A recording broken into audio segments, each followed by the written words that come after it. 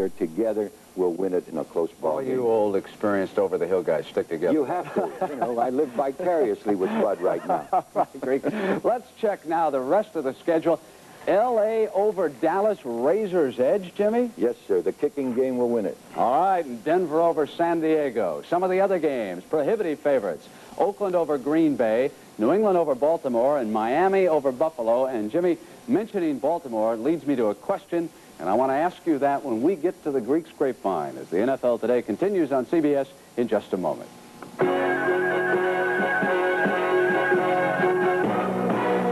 All right, let's check in with Jimmy now.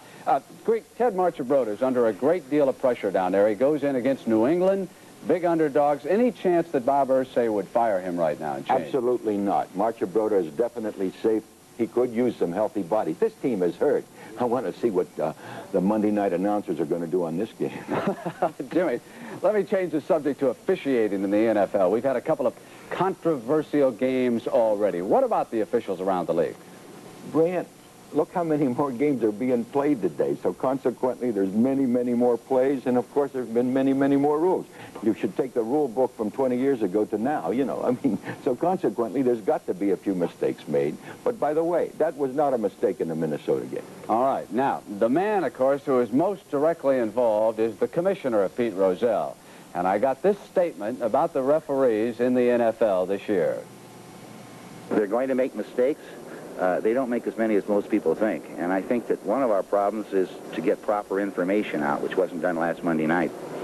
Now, Pete Rozelle is going to discuss the two controversial games, Oakland, San Diego, and last Monday night, Minnesota, Denver. That's coming up at halftime of the Dallas-Los Angeles game. The Chicago Bears lead Detroit 7-0. And it was a special team fumble that turned it around. Chicago punting, 86's Bob Parsons. Now the Lions are set for the return, and they can't handle it. They fumble it on the 15-yard line. The Bears recover.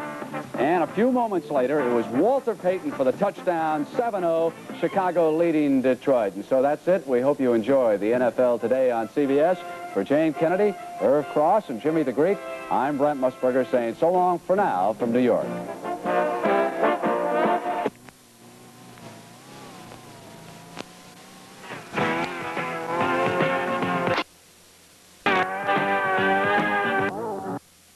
CBS is sponsored by the Miller Brewing Company, brewers of Miller High Life. If you've got the time, we've got the beer. Radio Shack, a Tandy company, the nationwide supermarket of sound. And by Ford and your Ford dealer, who are introducing the all-new LTD and Mustang October 6th. From Metropolitan Stadium in Bloomington, Minnesota, CBS Sports presents the Tampa Bay Buccaneers and the Minnesota Vikings. Hello, everyone. I'm Jim Thacker with Tom Maddie, and today's matchup here, the Central Division teams, is the experience of Minnesota against the youth of Tampa Bay. And, Tom, there are two particular items that the Vikings are the most incredible record for endurance this game's ever seen. There's no question about it, Jim. Jim Marshall is starting his 253rd consecutive game. And you take a look at Mick Tingelhoff. He's starting his 227th. These are two ball players who are starting games, just not playing in them. They're starting in them, and this is some kind of record. They're both on the same team. The longest streaks that's ever been played consecutively by any two players in the history of the NFL. The toss of the coin has been won by Tampa Bay. They've elected to receive. Kicking off now for the Minnesota Vikings, number 5. Back for the Vikings to kick off will be Mike Wood, a rookie from Southeast Missouri State. So here's Bud Grant's Vikings, the dominant team in the Central Division, kicking off and receiving. Tampa Bay back is George Ragsdale at the 2. Speedy player over the 20, 25, 30 goes Ragsdale, and he is filled at the 33. Excellent run back by Ragsdale, puts Tampa Bay in business. There's the backfield for the Buccaneers, and Doug Williams, the sensational rookie from Grambling, will start. Ricky Bell with Johnny Davis. The receivers, and Larry Mucker will start in place of John McKay. Up front for the Buccaneers, the offensive line, Kurt Schumacher replaces Winans at left guard. That's the only change in the front. First and 10 for Tampa Bay at the 32-yard line. And Williams at quarterback. They go to Bell, the tailback, and not much. Oh, he is pounded hard by Fred McNeil, the right linebacker. And how about that Viking defense? Perhaps the best known front four in all of football, although it has Mark Mullaney in there in place of Carl Eller at the moment. Jim Marshall with his 253rd consecutive start, an incredible record. And maybe the best core of linebackers in the National Football Conference, Jeff Selmon, a great one. And how about that experience in the corners at Wright and Bryant, the defensive backs? Second and about 9. Williams, inside handoff to Bell, gets a good opening over the 35, 37-yard line. Bell going back the other way, and you have to change direction against these guys. You sure do. One of the things, Jim, that ball clubs feel they can do against the Minnesota Vikings is run the ball, and I think that's Tampa's game plan today, is to try to establish that running game. Bill Wise on the stop. The officials, headed by referee Ben Dryth. There they are, assigned by the National Football League. Now, young Williams facing his first third down play of the afternoon. He was hurt in the opening game for Tampa Bay, but he's back in the lineup today. They're going to run for it. Bell, sweeping left, got the first down. Over the 40, up to the 44. So Tampa Bay determined here to establish a running game. They punched out a first down to the 44-yard line. Mark Mullaney on the stop with Tom Hannon. That was a gutty call, Jim, to call a running play in a third down with long yardage like that. And I think the linebackers were looking for that pass. They dropped back. That gave them the opportunity to pick up the run and get that first down. Coupled with the fact that Minnesota just has a ferocious defense against the pass.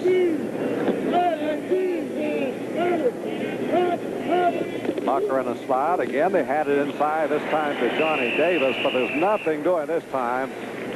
The fullback trying to get a hold. Jimmy DuBose it is, who had come in to replace Davis. DuBose, a third-year player at the University of Florida, had pulled a calf muscle and had been out. Now he's going to go back to the sidelines, and Davis will come back in.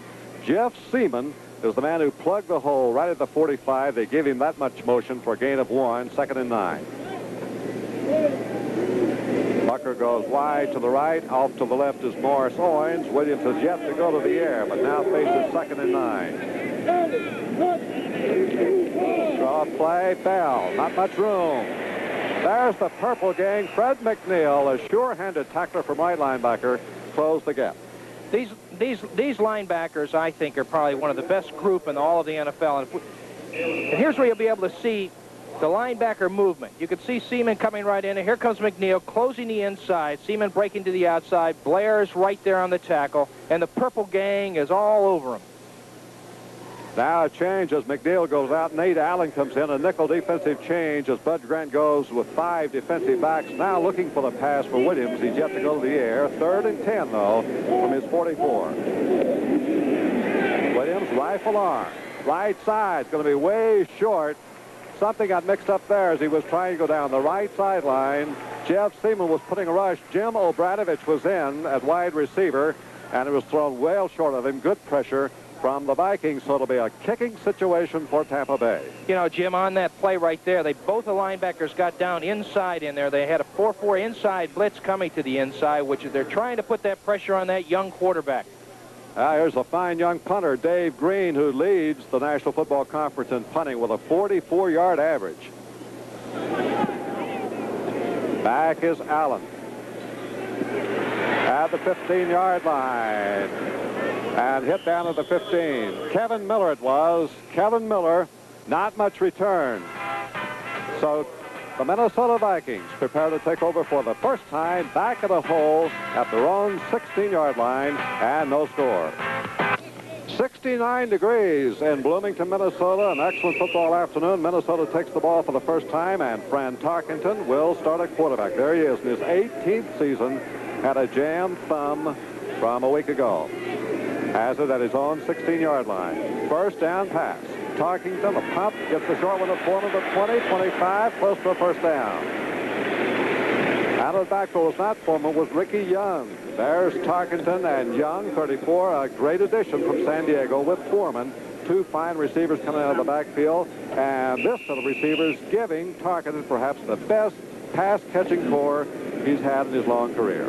Offensive line, Tingelhoff with his 227th consecutive start today. second, about a yard, so Tarkenton, the cagey veteran, could play a little bit here if he wants to. It's an ideal situation for him. He can call it. You got to watch the run, but they can also throw the bomb on it. But Foreman's going around the corner. As the first down, pounded out of bounds in the neighborhood of the 29, but it'll be a first down for Minnesota. A defense for Tampa Bay, and it's a good one. They play the three-man line. There it is, a fine one. Leroy Selmon, a great player at right end. The linebacking core includes 4. Remember the name Dave Lewis.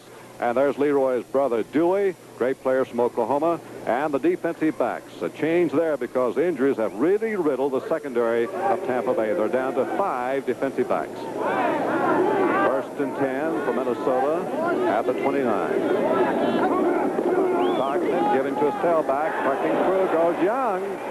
Young to the 34, and what an addition he's going to be for the Vikings. Stopped by Selmon, but he gives Foreman a lot of help. He sure does. They're both complement each other. They both can catch the ball, and they both have that quickness to be able to adjust on the blocks. That time Tampa was coming with an all-out blitz on him, and he broke up to the inside, saw that crack to the inside, and picked up good yardage because it looked like he was going to be thrown for a loss, Jim.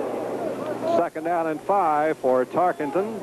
He puts Sammy White to the right, Ahmad Rashad to the left, fakes the draw play. Tarkenton going deep down the middle, and he's got his tight end, Bob Tucker, coming across near the midfield stripe as Tarkenton strikes through the air to Tucker. He picked him up for the Giants. Watch the pattern of Tucker.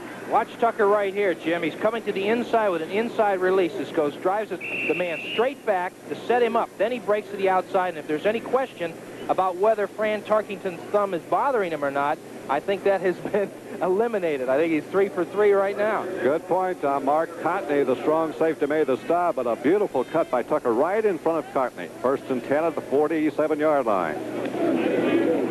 Foreman, no opening. Ooh, is he smeared. A great hit, and maybe a fumble it is, recovered by Tampa Bay. Richard Wood, the inside right linebacker, really put a shoulder that time on Foreman. He's hit him at the line of scrimmage. Leroy Selmon covered the loose ball, and for a change, here's a break going the other way for Tampa Bay. They've been plagued by mistakes for 2 weeks, but now the Buccaneers get the ball in a turnover and in Minnesota Viking territory. In the Central Division, Chicago is leading Detroit 7-0 at halftime, and Walter Payton must be having another good day. Well, a great start by the Bears in this division, Tom. Neil Armstrong from this club, Minnesota's up there, and off to a great start. But here's the first big break in this game. Tampa Bay with a turnover. And Williams trying to go to the air. Down the left side, got a man open. And out of bounds with 29-yard line goes Morris Owens, coming across in a crossing pattern at the 29 of Vikings. And Tampa Bay now with an early threat, as that ball was laid in there beautifully. I tell you one thing, this young quarterback, in my estimation, is one of the real great finds. Here he is setting up right here. Play action with the draw. The man out in the flat draws the linebackers up, as you can see, and the receiver, Morris Owens, goes right behind those linebackers and picks the ball up for a great 17-yard reception. Deepest penetration by either team.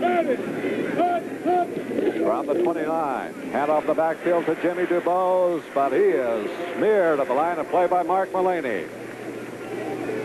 Mullaney, who has taken over the old left end spot by Carl Eller, and then when Eller comes on, Mullaney will shift over the right side. My boys in Cleveland and Atlanta tied in the second period, 10-10. Cleveland on the road for the first time, Tom, so they'll see if they can keep things going. In Atlanta, the Falcons look like they may be generating a little offense for a change this week. And they've got that great defense behind them, too, Jim.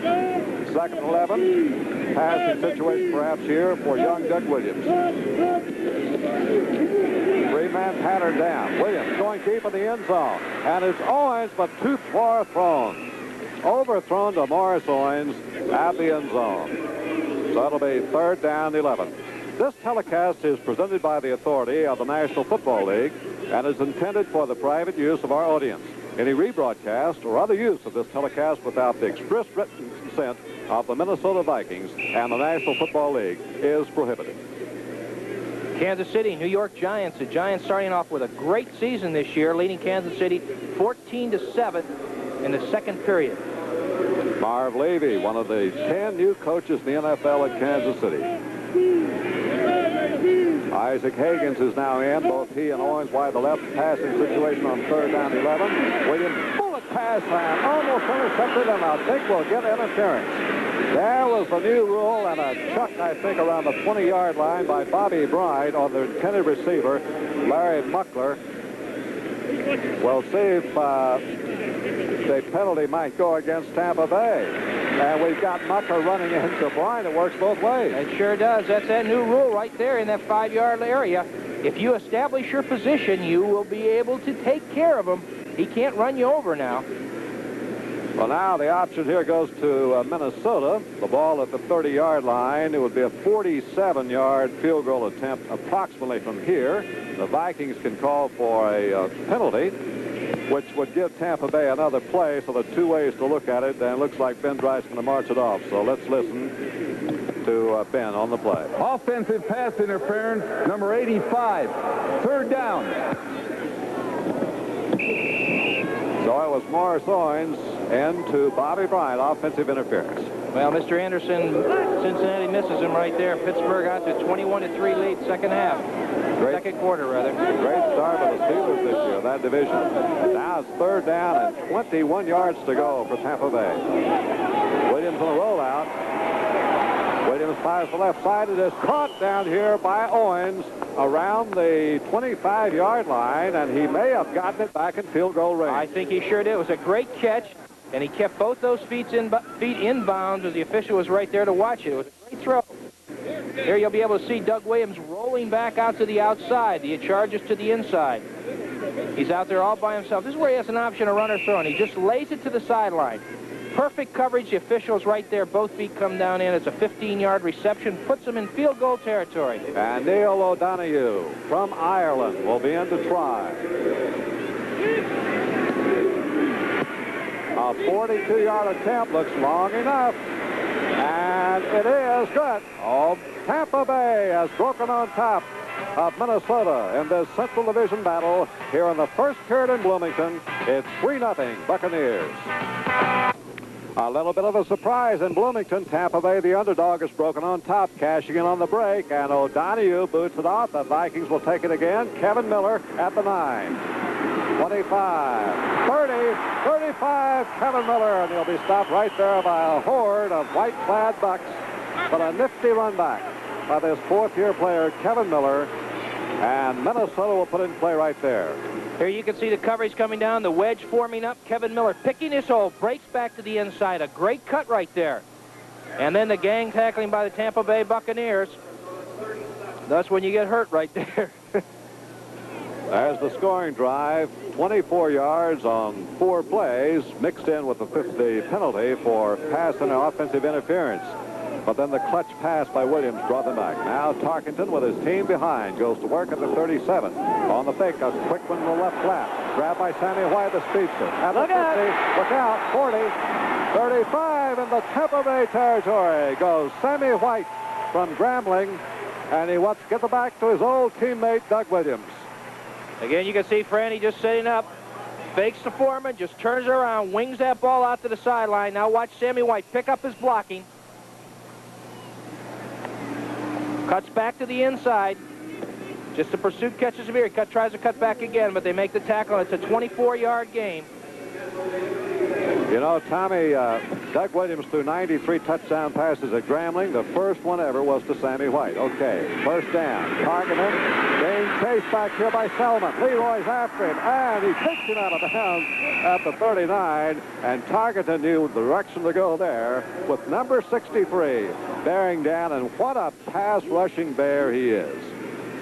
We have a score at halftime right here. Seattle has come back to tie the New York Jets 14-14.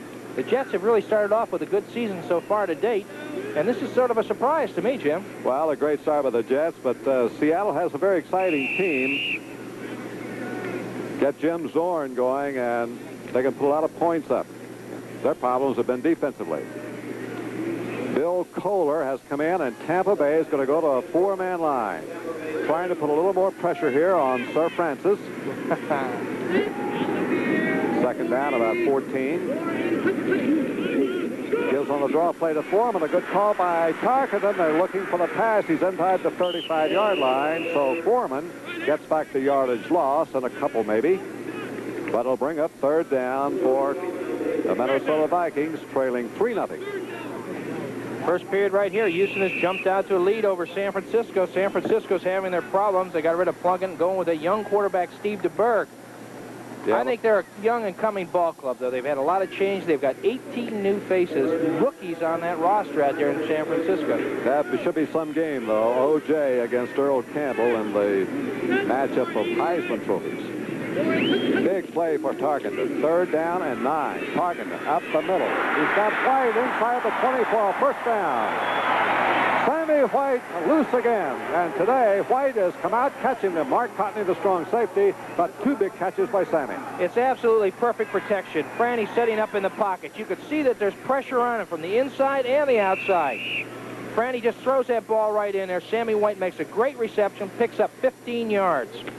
Well, he can score from anywhere. That time he gets 15, and he puts Viking in scoring territory. Richard Wood has come back in, so Tampa Bay will go back to its 3-4 defense. Very tough on the run. Tarkenton being chased again. Tarkenton there behind him, and Pear trips him up, but Tarkenton gets back to the line of scrimmage. That was a close one over there. Now, Franny had been tripped up. The man comes in a little bit late on there. Here it is again. Fran setting up to the middle. Sees his receiver is covered, tucks the ball away, breaks to the outside. This is what he's been noted for, his scrambling ability. And right there, he gets his ankle tripped up, and you can see the big man coming in. And that's, you know, that's a little questionable, I think. Back at the 18-yard line, though, the Vikings will face 2nd down and 9. Very definitely in field goal range here, but Tarkenton thinking touchdown to put Minnesota on top for the first time today. Well, they got a pretty consistent field goal kicker. That Danmeyer had a great game last week. 5 inside handoff. Foreman, a couple of grudging yards given to him by Tampa Bay's inside defense. Then Leroy Selmon, number 63, wrapped him up. Allen Trophy winner from Oklahoma, and what a young player he is. Watch his head right here snap back when he gets hit. The yard marker was away, but he really got nailed on that play. Again, here's another angle of it. You can see as he's coming in that hole, watch that hit right there. Number 63, Big Leroy, really nailed him. 255 pounds, 6'3". You know why? John McKay drafted him 1. Okay, Tarkenton up the middle of Foreman inside the 10. Might be a first down. It's going to be close. Foreman was collared by Dewey Selmon immediately as he caught the ball at the 9-yard line, and I think they missed it by a half yard. It'll bring up 4th down. The fans wanted to go. Oh, they want to go for it right now. You might as well make the move. It's early in the ball game. This is where you take the chances. You can afford to take the chances, even if they do miss it. You know, they've got them backed up in the hole back there, and they've got to depend on that defense of the Vikings to hold them. But I'd go for it. Why they have little guts, Jim? Vikings have asked for them. They're not getting a lot of signals from Bud, though, are they? I'd tell you, I don't think that expression changes very often. You know, Tarkenton changed last Monday night. Yeah, it sure did. He was a little excited about that one. But, you know, Tarkenton is having a great day already. He's 5 for 5 for 73 yards. And if anybody has any questions about any injuries that he has or has had in the past, you can forget about it. They're going to go for it. You can hear the crowd's response as coming in. Stu Voigt, a second tight end. Steve Craig is also in there. Sammy White goes out. Ahmad Rashad goes out. So the wide receivers are out. 3 tight ends.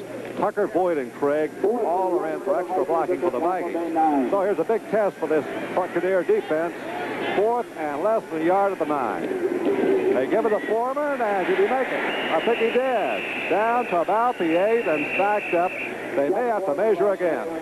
They're going to have to bring those sticks out, but the Vikings seem to be very confident that Rashad is coming back out. So is Sammy White. They ran away from Leroy Selmon. I would too, Jim. but then you got to run right directly at Dewey Selmon. Some choice. Dewey Selmon at the bottom of the stack made the stop. Now it's a question of where they've spotted the ball at the 8. Just outside the 8, between the 8 and 9. That's where they had to go to get the first down. Here's the measure. First down. Oh, boy. Got some happy people around here. Oh, yes, a game of inches. The Vikings, of course, beaten the first week, came back to win the controversial ending game on Monday night against Denver here when Denver scored a field goal in the final 3 seconds on a much disputed decision by the officials. So there's no mood to lose another one. Now trailing 3-0, but first and goal now at the Tampa Bay 8. White in motion. Pitch to Foreman on the switch. Cutting back at the 5. Taken down on the 4. Initial hit was made by Curtis Jordan, the free safety, and then Leroy Selmon. Jim, that hole opened up real quick, but then it closed real quick also. He saw it to the inside. He had the quick pitch out there. He even anticipated the count a little bit on that one. Pretty good block by Ricky Young. It closes fast up there. These guys are real agile on Tampa. They really can come across and flow and move, and these linebackers that they have are something else. They have Dave Lewis, Dewey Selmon, Richard Wood, and Cecil Johnson. And with the 3 front men of Charlie Hanna, Dave Pear, and Leroy Selmon, it's a very difficult defense to run against. Matter of fact, they rank 3rd in the National Football Conference on defense. Second down goal. Tarkenton just lobbed it to the left corner. Shot! Touchdown! A great adjustment on the ball. Just fantastic. Tarkenton lays it up over there. This is the old pro at work, Sir Francis again. Just lays that ball out there. You can see the lob on it. You've got to be able to do it. And he comes under. Just a fantastic throw. Our boys are doing a good job. Look at the adjustment that he does make right on it. Defensive back has no idea where the ball is because he's got it back to the quarterback. Well, he beat young Mike Washington on the play. Now Rick Danmeyer for the point after. Perfect. And Minnesota, after falling behind the first quarter, has come back to take the lead. Now over Tampa Bay, 7-3, going 63 yards in 10 plays. Coming up on Sports Spectacular, how about this matchup, Tom Matty? Al Unser against Mario Andretti. Not bad. Not bad at all. That's the Trenton 150, and then quite a horse race live, the Ruffian. Ruffian is, for the 3-year-olds, and it's coming up next Saturday at 4:30 Eastern Standard Time. On Sports Spectacular. Now kicking off, Minnesota, back deep, Ike Higgins and George Ragsdale. Ragsdale's waiting for it at the 9. 20 for Ragsdale. Oh, is he hit hard. Fred McNeil almost took the head off George Ragsdale and drew a penalty flag at about the 24-yard line. We got to watch that one again. We've got to see this. Here's a reception back there. He's running straight up. He's picking his hole, looking at the wedge, and McNeil comes out of nowhere and nails him. Now, I have no idea what the flag's about, but McNeil is down on the ground. He's getting up awful slow. It's a clipping penalty against Tampa Bay. I started to say I saw no face mask or any evidence from McNeil of that, but the flag was thrown almost simultaneously with a hit, but it was a clipping penalty against Tampa Bay. So the Buccaneers will have to start from deep in a hole. Wally Hilgenberg now, the venerable veteran from Iowa, will come in. A pride of Wilton Junction. Clipping, personal foul, number 51 on a run back. First down. Wally's an old friend of mine. He's been here around here for a long time also. We've got some old dogs on this team. I go back when I played, Jim. I was just looking at the front 4 for Tampa for Minnesota.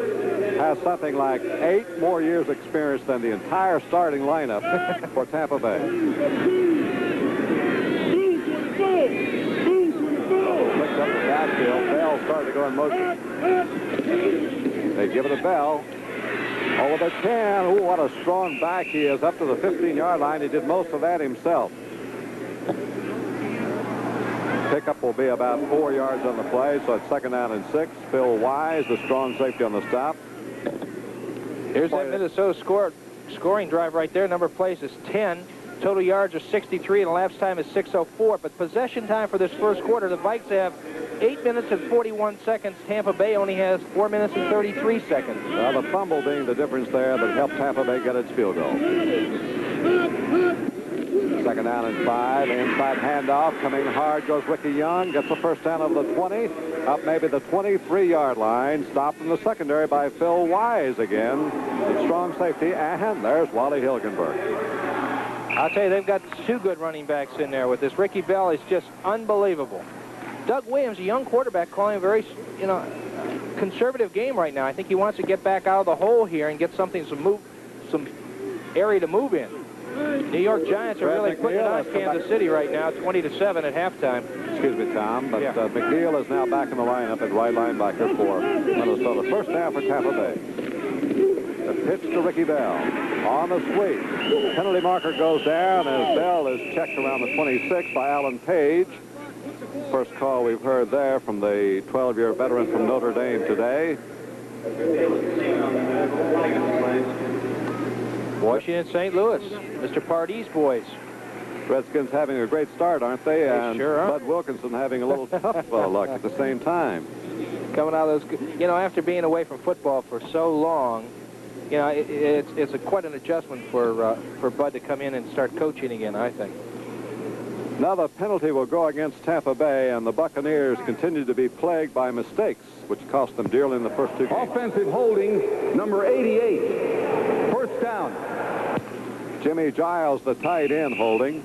Giles came in the package deal from Houston on the trade for the first draft choice, giving the Oilers the rights to get Earl Campbell and bringing Doug Williams here, number 12, to Tampa Bay. First down, 20.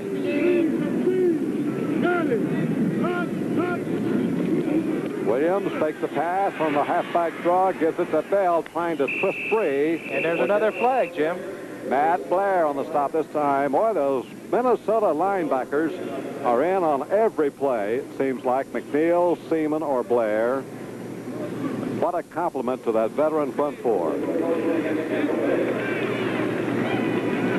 Now there's the penalty announced against Tampa Bay again. Offense number 86. Decline the penalty. It's second down.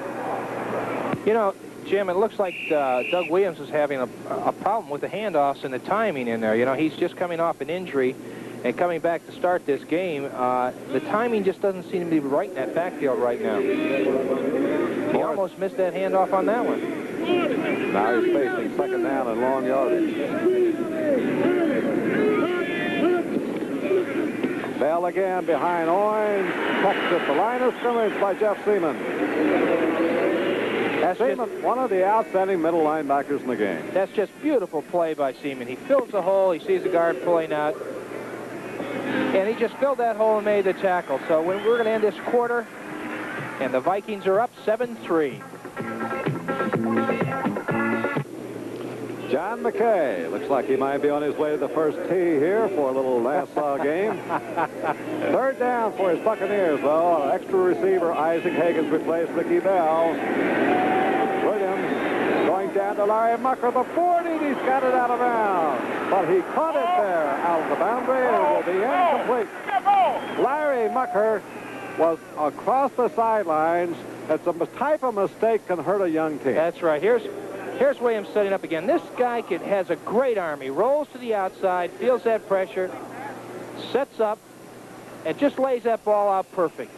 Now, this is a responsibility. It's just a little too far. You can see the official is right there, sees the call, can't be any mistake on it. It's a good call. Very close, just by inches. Mucker came down on the boundary. So now it'll be a kicking situation for Tampa Bay. Dave Green, a leading kicker in the conference. A pretty good rush by Minnesota, but a fine punt. And back for the return is Miller, and he'll get nowhere. Stopped around the 43-yard line. Well, Minnesota will be back in its own territory as it takes over now, leading in the ball game by a score of 7-3 from Bloomington. Tonight on CBS, 60 Minutes begins a new season. I'm looking forward to seeing the rating game, Tommy, talking about television ratings, high stakes. No question about it. And then also after that, stay tuned for the 30th annual Emmy Awards, and the host is Alan Alda. That's 60 Minutes tonight following the NFL, or if you're on the Pacific Coast, at 7. DuBose replaces Bob Tucker at tight end for Minnesota. First down for the Vikings. They're in the lead now, 7-3. Tarkenton having a good afternoon. Swings around the right side to Ricky Young in the flat. He won't get much out of it, though. Good coverage by the Buccaneers around the 39. Matter of fact, loses about 4 yards on the play. Tarkenton right now is 7 for 7. Got minus yards on that, so it's about 7 for 7 for about 75 yards. You know, in that first quarter, Tampa had a total offense of 58 yards, while the Vikes had 114, and they, you know, it was very close in the number of plays that were run. The plays that Tampa had were 14, the Vikes had 15, but the time of possession was so much longer for the Vikings.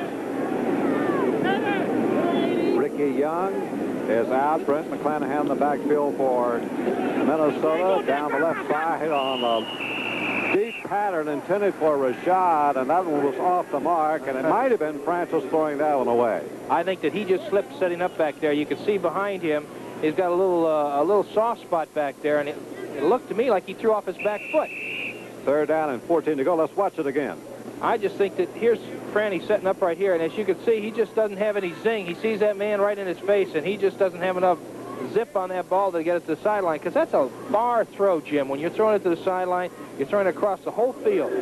Tom, I think he caught that license plate coming in. That was number 63, Leroy Selmon. He didn't want to get hit by him, I'll tell you. 3rd and 14, so Tarkenton looking for 14 or 15 yards. Got all day. Deep one down the middle. The shot is there for 1st down, I think. It's going to be close. At the 47-yard line of Tampa Bay. Everybody's double teaming up on everybody, so Francis has a lot of time to throw that ball and look for receivers. You can see how much time. And he just zings it right down the middle. Rashad is right there. You know, this is a receiver that knows how much he has to get for that 1st down. And I'll tell you what, just inches. He got it by 2 inches. How's that for having a feel for the game, huh? Curtis Jordan made the stop. He's playing in place of Cedric Brown, the regular free safety, who's out with some bruised ribs and a depleted Tampa Bay secondary. But now it's back in the Buccaneers' territory on the 47. Quite a clutch play again by Fran Tarkenton. He has thrown for over 25 miles of completions in a brilliant career. Fake handoff on the play action. Gets to Foreman, and Foreman is battled down hard by Cotney, the strong safety. It'll be a short gain down around the 40-yard line, maybe the 42. The action right down on the line right here, as you can see in the camera coverage, it's play action. It holds those linebackers. France just rolls to the outside, and he's hit pretty good. Number 33 comes right up, Mark Courtney, and really gives a good shot to him. That makes Francis 9 for 9. That ain't a bad day's work. Nope, it's about as perfect as you can get, I believe.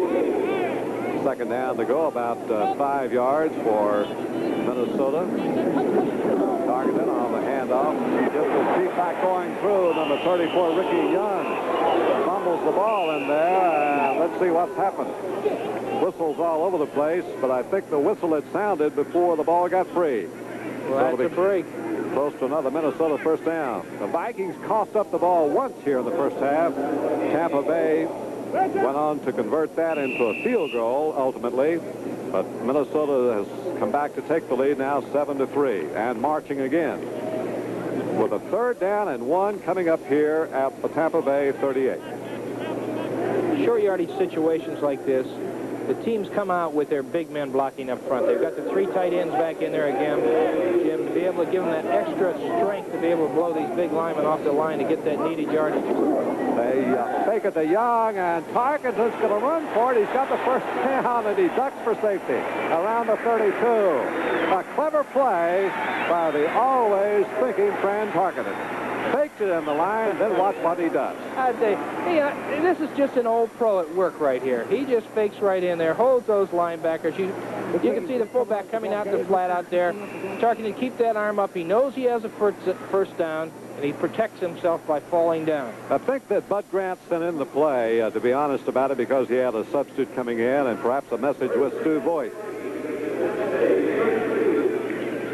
9 for 10, the official statistics on Tarkenton. He missed the sideline. 9 for 9, I blew it.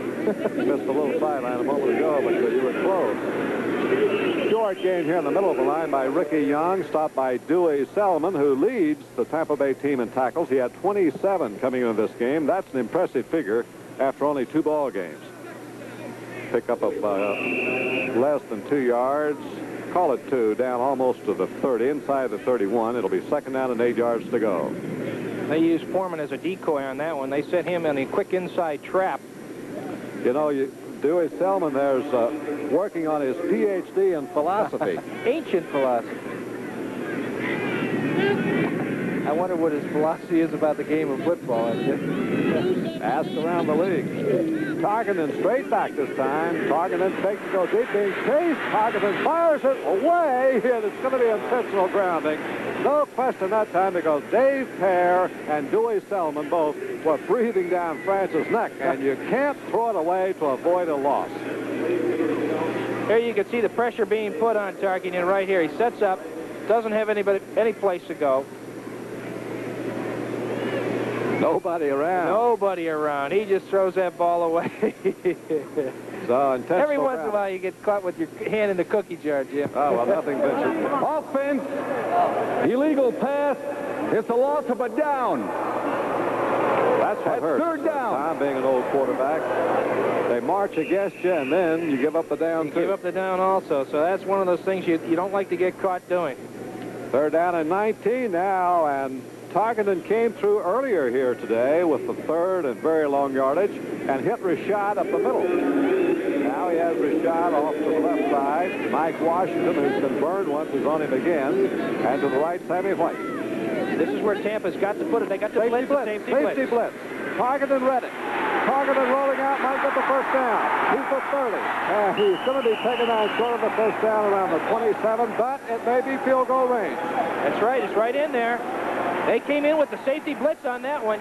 You can see it right here, the pressure that Tarkenton feels. He's setting up, and he sees that safety coming. He turns out of that pocket right away, and he's really trying to turn it on, but he... That's old. Now he's going to try to crunch it. Oh, Speed, where have you gone? Where have you gone? 26-yard line will bring up 4th down and 3 for the Vikings. Number 7, Rick Danmeyer. What a start. He's had 5 for 5, 4 field goals, including one in sudden death a week ago, or on Monday, really, to win the ball game. This one will be from 44 yards. He's had one from 46. Partially blocked, I believe. That'll be his first miss of the year. Somebody got a hand on the ball, and Danmeyer fails to produce for the first time in replacing Fred Cox as the kicker for the Minnesota Vikings. So Tampa Bay's defense comes through. They take over. The Vikes in the lead, 7-3.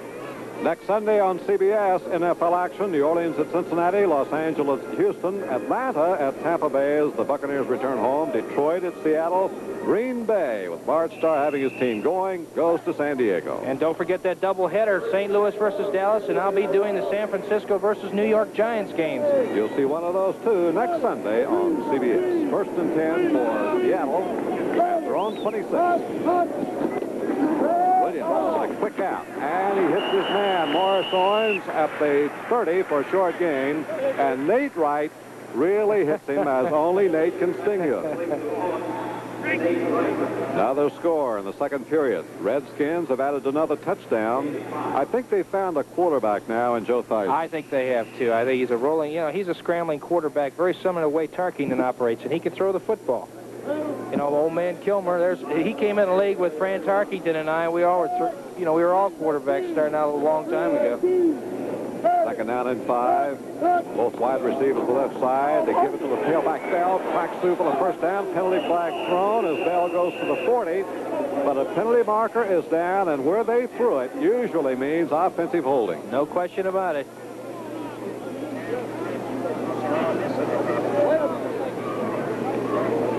Here they are right now. It's a beautiful hole. It's the old sucker play right up the middle, but they got a holding penalty and a late flag coming back in. Let's see if we can see that again. Right down the line. Counter-action play. Right there, you can see the hook of the arm coming back to the inside, knocking the linebacker down, opening the hole up. Not well by the officials. That was number 70. 2nd down. He's the man, Darrell Carlton, number 70, holding Matt Blair. And so it cost Tampa Bay not only the yardage, but also what would have been a first down. Instead, it's 2nd down and 15 back at the 21.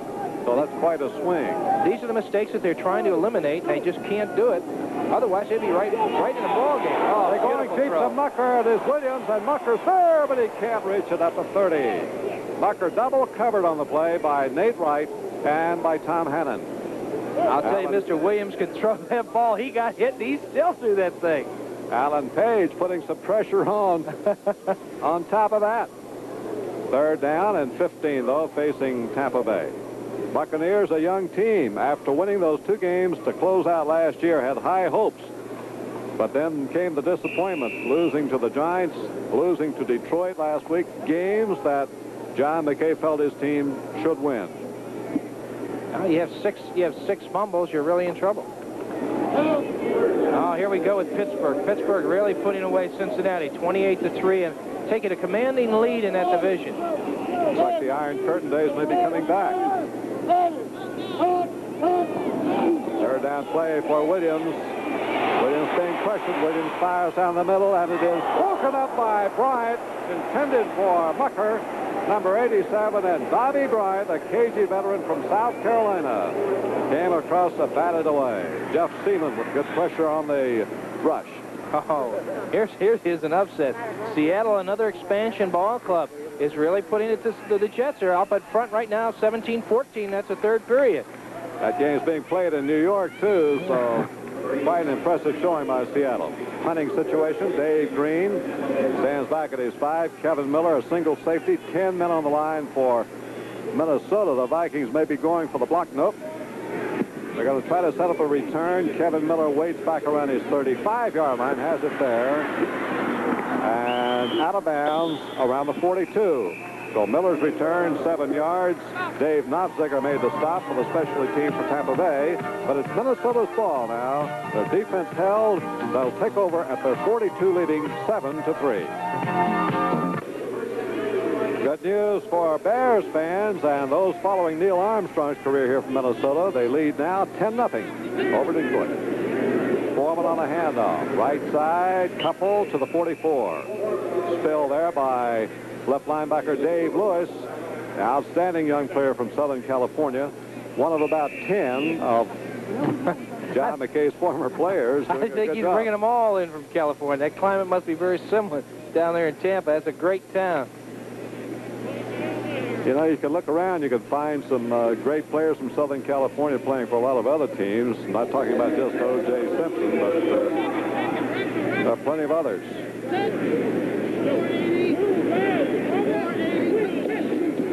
Francis on second down, gets Rashad, a little quick screen they're trying to set up, and he stops short of the midfield stripe.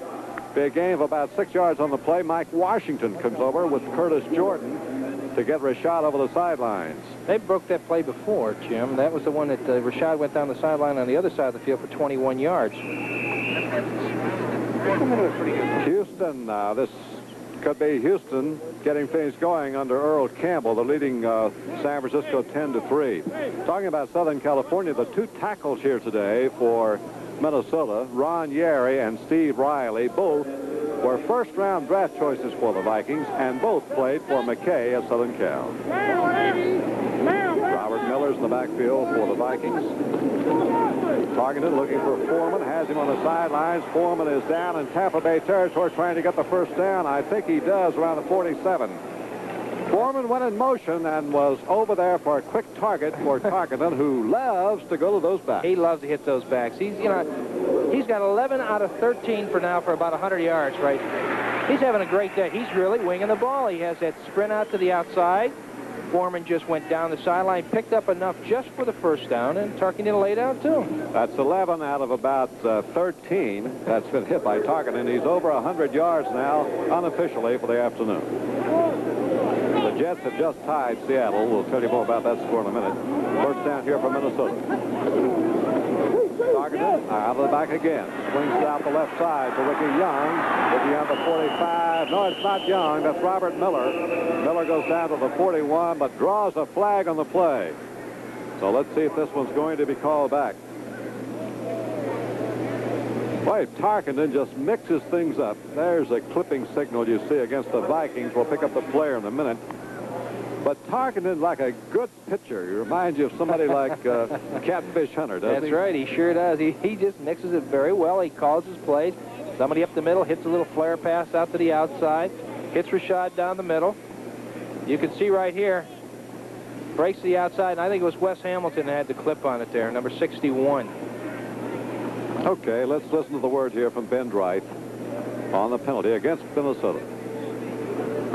Offense number 61, clipping. First down. Jim Huff. Huff. I got the number right. Jim Huff, a rookie center from Utah State, backs up Mick Tingelhoff.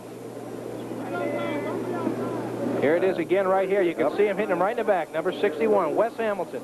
He said 51, but it was Wes Hamilton, 61, right, the right guard. 470. Look out for the blitz.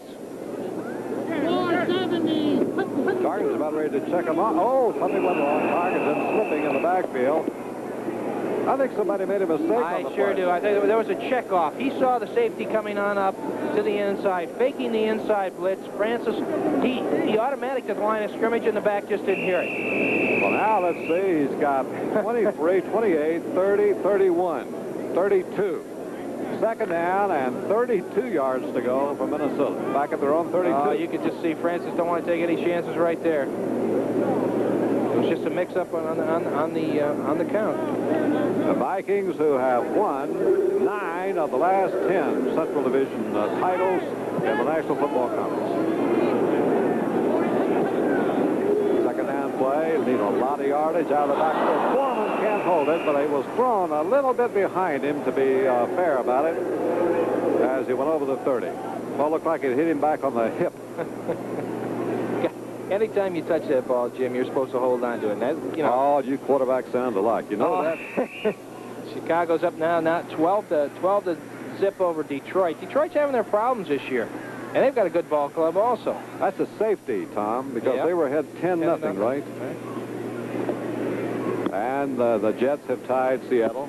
17-17. Pat Lee just kicked the field goal, 37 yards. Of all the scores for you at halftime, here Francis Tarkenton facing third down and 32. Foreman again out of the backfield over 30, 35. Selmon is there, down on the 36. Penalty flag thrown, or was it? Yes, another penalty flag thrown down. Well, let's see what happens here. Minnesota trying to get out of a hole, and they have got a clipping penalty again against the Vikings. Wow. They're going to run out of football field. This series started down at the Tampa Bay 46. Now, if the penalty is marched off, personal foul, clipping, number 35. They decline the penalty. It's fourth down. You hear, Ben? They declined this one, bringing up fourth down to get the football. Tampa Bay sends back a double safety. Oakland has taken the lead over Barstow and the Packers. Oakland's got to start coming out of that shell pretty soon. Mike Wood, a rookie from Southeast Missouri. And there's the double safety set up. George Ragsdale and Ike Higgins, both very, very fast. This one could be run back. There's a fumble and then scooped up. Buckert was returning, and that was a pretty dangerous play he tried. Those kind of punts right there, you can really take back all the way. And if he'd had the opportunity to keep control of that ball, he'd have went right down the sideline. Let's take a break.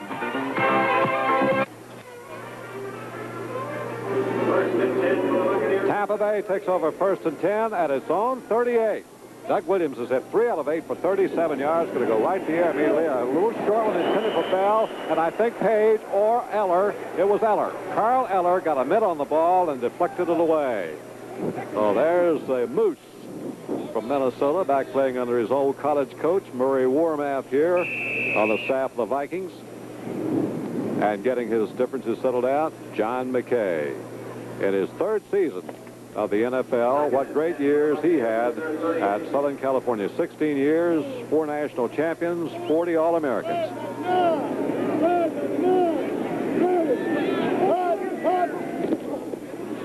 They give it to the first man through, and cracking there is Jimmy DuBose. Jeff Seaman hit him. The gain will be a couple, maybe 3 yards to the 41, and Doug Williams will face another third down play.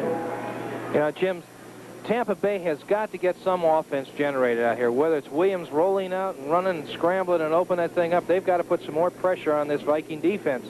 They're just not maintaining any drives. They haven't had any sustained. They have not had a sustained drive since the beginning when they got that field goal on that turnover. Third down play. Williams, the pressure's on Williams down the middle and almost intercepted. It was intended for Morris Owens, and covering step for step was Nate White. But quite a rush put on by Matt Blair, blitzing from his left linebacker post, and Williams really threw it under the gun that time. We can watch Owens on his pattern right here as he's coming out.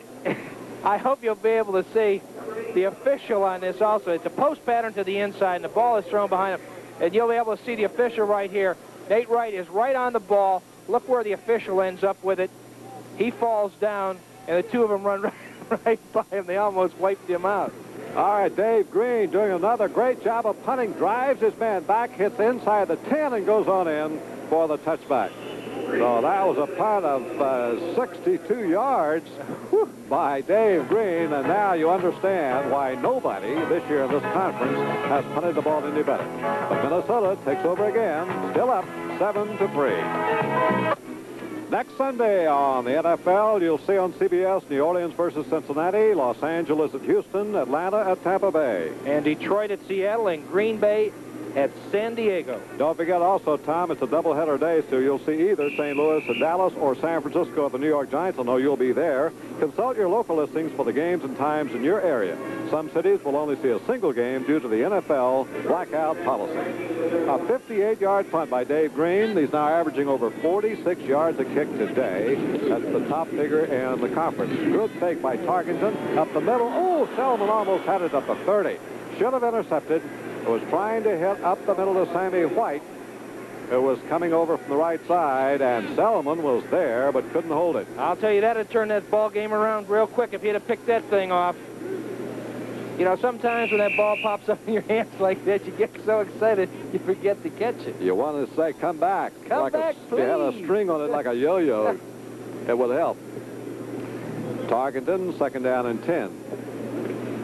Played the entire game thus far, had an injured thumb on Monday night, did not play the overtime. Tommy Kramer did that. Now Tarkenton. Tarkenton from the quick one goes to his back, Robert Miller. And Miller is hauled in by Dave Lewis as he comes up to about the 23. Francis is still hitting those backs coming out of the backfield. That's it, that's his trademark. He's been doing that for how many years? 18 years in the NFL, and he's now 13 for 17 for about 107 yards. That's unofficial, but he loves to hit those backs coming out of the backfield. That's one of the reasons why I got to stay around for about 12 years in the league, because Unitas like to hit me coming out of the backfield. Of course, I think you have to say, Tom, a lot of times what he's hitting is what's left him by the defense. If it's there, he'll use it. Tarkenton, he's looking deep. He wants to go deep, and it is intercepted. Back comes White. White at the 10. White to the 5-yard line. Juris White intercepting. The ball was hit away from Sammy White. A big, big break in this ball game for Tampa Bay. I'll tell you, he really gets nailed. Sammy White, Francis setting up here and rolling outside, looking for a receiver. He really lays the ball in perfect to Sammy, but just as soon as he catches it, watches the hit right here, and the ball just pops right into his hands, and down the sideline, Juris White goes in. Beautiful. This is the kind of play you've got to have to get in a ball game. Well, what an opportunity for the Buccaneers. That was Mark Cotney who hit a bone-crushing tackle to jar loose the football. And Tampa Bay is first and goal, and the Minnesota defense now put to an acid test, trying to protect the 7-point lead. Doug Williams gives to Ricky Bell. Up the middle, 1 yard at the most. And there's a flag. Filling the gaps. Penalty flag is thrown, as Tom told you. And now this Tampa Bay team can ill afford the mistakes that cost them here earlier today. They've been penalized all afternoon. This one will go against Minnesota, however. That's another break for the Tampa Bay Buccaneers. Well, the Buccaneers recovered a fumble in the first quarter near in the midfield area and drove down for a field goal to take the lead. Now trailing 7-3, an interception has put them in business first and goal inside the 5. And now listen to Ben Dryce. You don't have the number, huh? Offside defense. First down. Well, Ben didn't catch the man either. Or maybe there was more than one. Somebody had to line up offsides on that one. Ball just inches from the 2-yard line. First and goal to go for Tampa Bay. Johnny Davis is in there. They've got all their tight ends in there trying to block for him. They give it to Bell, sweeping left. Bell driving. Bell scores. Touchdown, and Tampa Bay has a chance to tie the score. They've gone ahead. Tampa Bay 9 and Minnesota 3. All right, you can watch Johnny Davis on this as he's a lead blocker on this. It's just a sweep to the outside. Bell picks his hole, hits that linebacker. He's coming out. Bell makes a great adjustment, breaks to the outside. You can see it right here. Watch the block by Johnny Davis, 30 right there. Right there. That was the thing that sprung it. He hit Selmon right there, filled that hole so that he couldn't fill it. All you have to do on a play like that is just cut off that man and let the back adjust on it. Neil O'Donoghue. Well, a fumble, but he gets the kick away, and it hits the crossbar, bounding away. Could be a break for Minnesota. It will not count. It's just a 2-point lead. So the Vikings come through. Matt Blair putting on the rush, but the snap from center was fumbled a bit. And so the point for the try for the point after fails, and the score remains Tampa Bay 9 and the Minnesota 7. So that could be an important point. Remember, it was a blocked point after touchdown here on Monday night that set the stage for Minnesota victory, because had Denver made that point after, they could have won the game. Okay, remind you again, next week on CBS, New Orleans will be at Cincinnati, the Rams at Houston, Tampa Bay is back home to play Atlanta. And we have St. Louis at Dallas, and San Francisco versus the Giants, so we've got a pretty good schedule for us. Detroit, Seattle, there are the doubleheader games. You'll see one of those two, Cardinals and Cowboys, or the 49ers and Giants, and consult your local listings for the games and times in your area. Some cities will only see a single game due to the NFL blackout policy. Tampa Bay back in the lead, kicks off, back inside the end zone now. Coming out, Kevin Miller to the 15, to the 20, penalty marker thrown. Could be another clip here against the Vikings. So a penalty now could put the Vikings back inside the 10 and in a deep hole in poor field position as they trail Tampa Bay, the decided underdog for this Central Division game. You know, you talk about special teams, and watch Nafziger come down there. This is the guy that loves to come in and break that wedge up. Comes in there, really gets hit. Offense clipping on a run back, number 83. He's looking for anybody. Doesn't He'll matter hit whether they have the anybody. ball or not. Stu Voigt. He got caught on the clipping penalty. He was caught for clipping on the kickoff return. Vikings are set back to their 8-yard line. Took the Buccaneers only 5 plays and 7 seconds to score. Not much. At the 9. Ricky Young is stopped after a gain of about a yard. Here's second down and 9. Jim, here's where you don't want to make any mistakes. This is where the Vikings have just got to get back out and, you know, in some type of a field position where they can move that ball. Francis just, you know, you don't want to make any of the key crucial mistakes like a fumble or an interception, or Tampa could really turn this game really around. And that's a pretty good defensive unit for Tampa Bay. Well respected around the lead. Francis back to his own goal line and gives the short one out of the backfield. It's the tight end, Tucker, rather. And Tucker stops short of the 20, and it may or may not be a first down. Watch where they spot the ball. And it looks like he has gained the first down. Here again, Francis isn't taking any chances. You can see Voigt falls to the ground right there. Tucker falls to the ground, gets back up, tucks that ball away, and gets the first down. It's a very, you know, it's a low percentage mistake play that he ran right there, and it's just a good call. They go back a long ways, those two, back to the days of the Giants together. Targeted, being chased by Leroy Selmon, fires, and he's caught his man. He hits number 35 over there, Miller. And we have another holding penalty, I think, right back in the backfield. Penalty flag is dropped back there, and Tarkenton in kind of self-reproach or disgust. I think Riley got caught for holding. That'll erase a pretty good gain or potential gain for Minnesota. Vikings could be kept caged back here deep in a hole, and time running along, 2 minutes and 4 seconds. We're getting down to the close to the warning here in the first half, and Tampa Bay is in the lead by 9-7. Well, whatever it is, Tampa's going to take it. I don't blame him. Keep him back in that hole. It's a pretty good walk-off. 10 yards, back to the 9. That's where this drive originally started at. 78. First down. Steve Riley. We figured, Tom, that Riley would have a tough time with Leroy Selmon, just as he did with Al Zato Monday night. Well, that's a tough assignment for one calendar week, isn't it? Al Zato and Selmon. 1 week at the end and hit both those guys. You've got your hands filled, I'll tell you. First down for Minnesota, but back to their own 9. Draw a play, and the give is to Ricky Young. He isn't going much of anywhere. Taken back by Dewey Selmon. And we're down to that 2-minute warning, Jim. I'm sorry, Robert Miller. Dewey Selmon on the stop. It was Robert Miller, the ball carrier. His motion got up to the 14-yard line. Second down. And there's the 2-minute warning. 1 minute, 59 seconds to go in the first half. And Tampa Bay coming up with, I think, without any question, its most impressive showing of this young season. I think, you know, this is the thing that's going to keep this ball club in the ball games is their defense. You know, they're around the league. They're noted as one of the best ball clubs around to be able to stop the run. I think they're only letting up about 2.9 yards per rush right now. The thing that they've got to generate is more offense. They've got a young quarterback that they're going to go with, and I think that this kid has great potential in the NFL, Jim. He can really throw the ball. He's got the height and the range, and he can move around in that backfield if he's in trouble. Well, there's no question that John McKay has built a quality defensive unit already in 3 short seasons.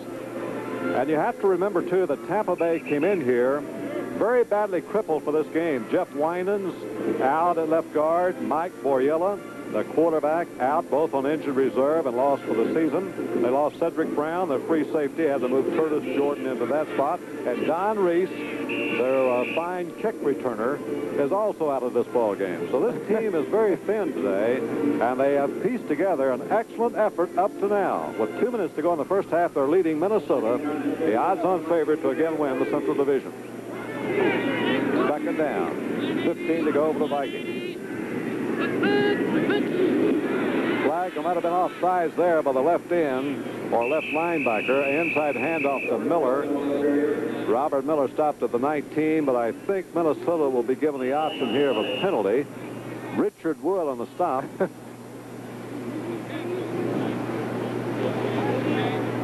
It looked to me like if Dave Lewis might have jumped the gun. And that's the signal. Number 57, the left side. They get up. The ball's going to be at about the same spot, but they'll preserve the down, giving Sir Francis a little more time.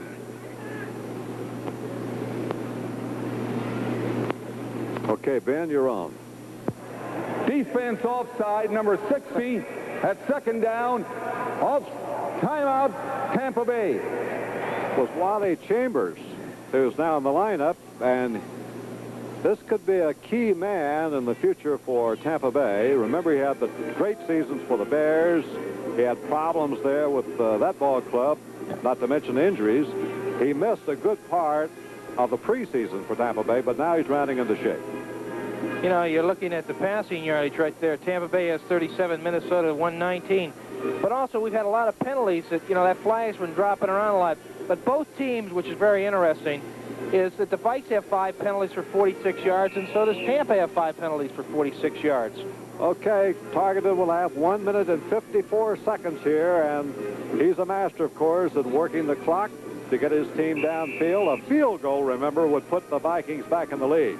That missed point after, that haunts a lot of teams, as it did Denver here on the same field Monday night. Second down and 10. Rashad is to the left, Sammy White to the right.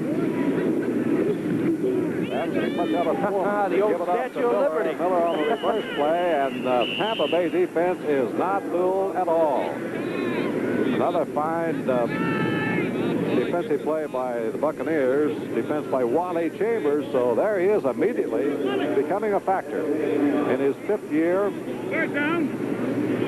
We'll remind you again that tonight on CBS, a brand new series of the popular 60 Minutes. And tonight, you'll see the story of television's high-stakes game, the rating game, and then stay tuned for the 30th annual Emmy Awards with host Alan Alda. That's following NFL football or at 7 p.m. Pacific time.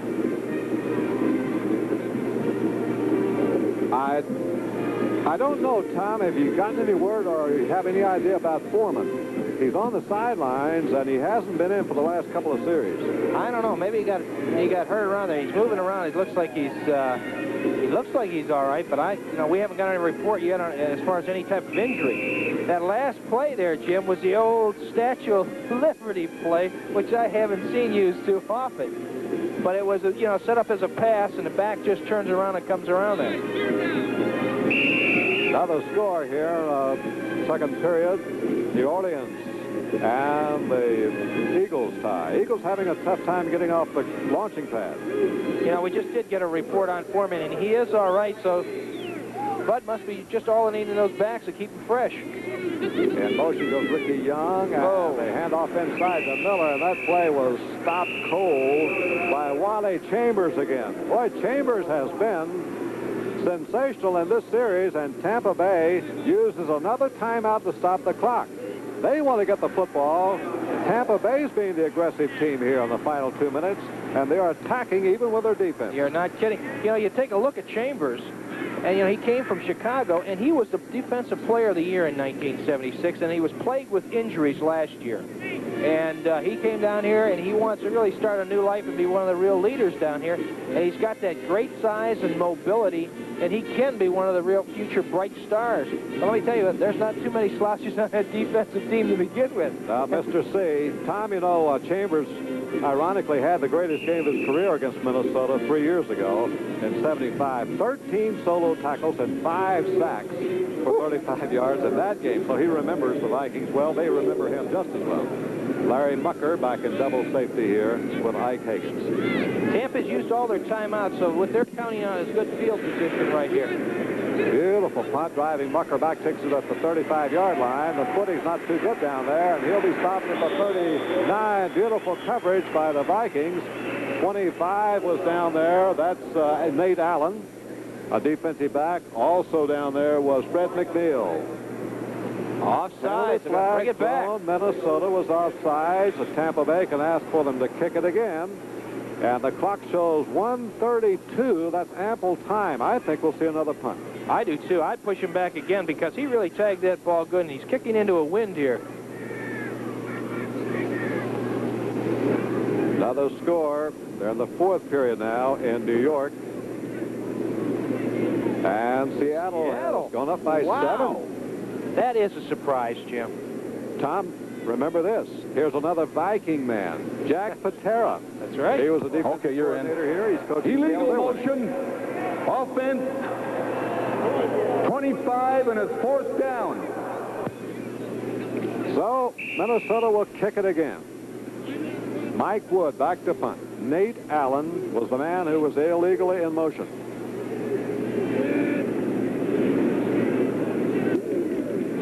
Inside the 5, Wood, this one could be run back.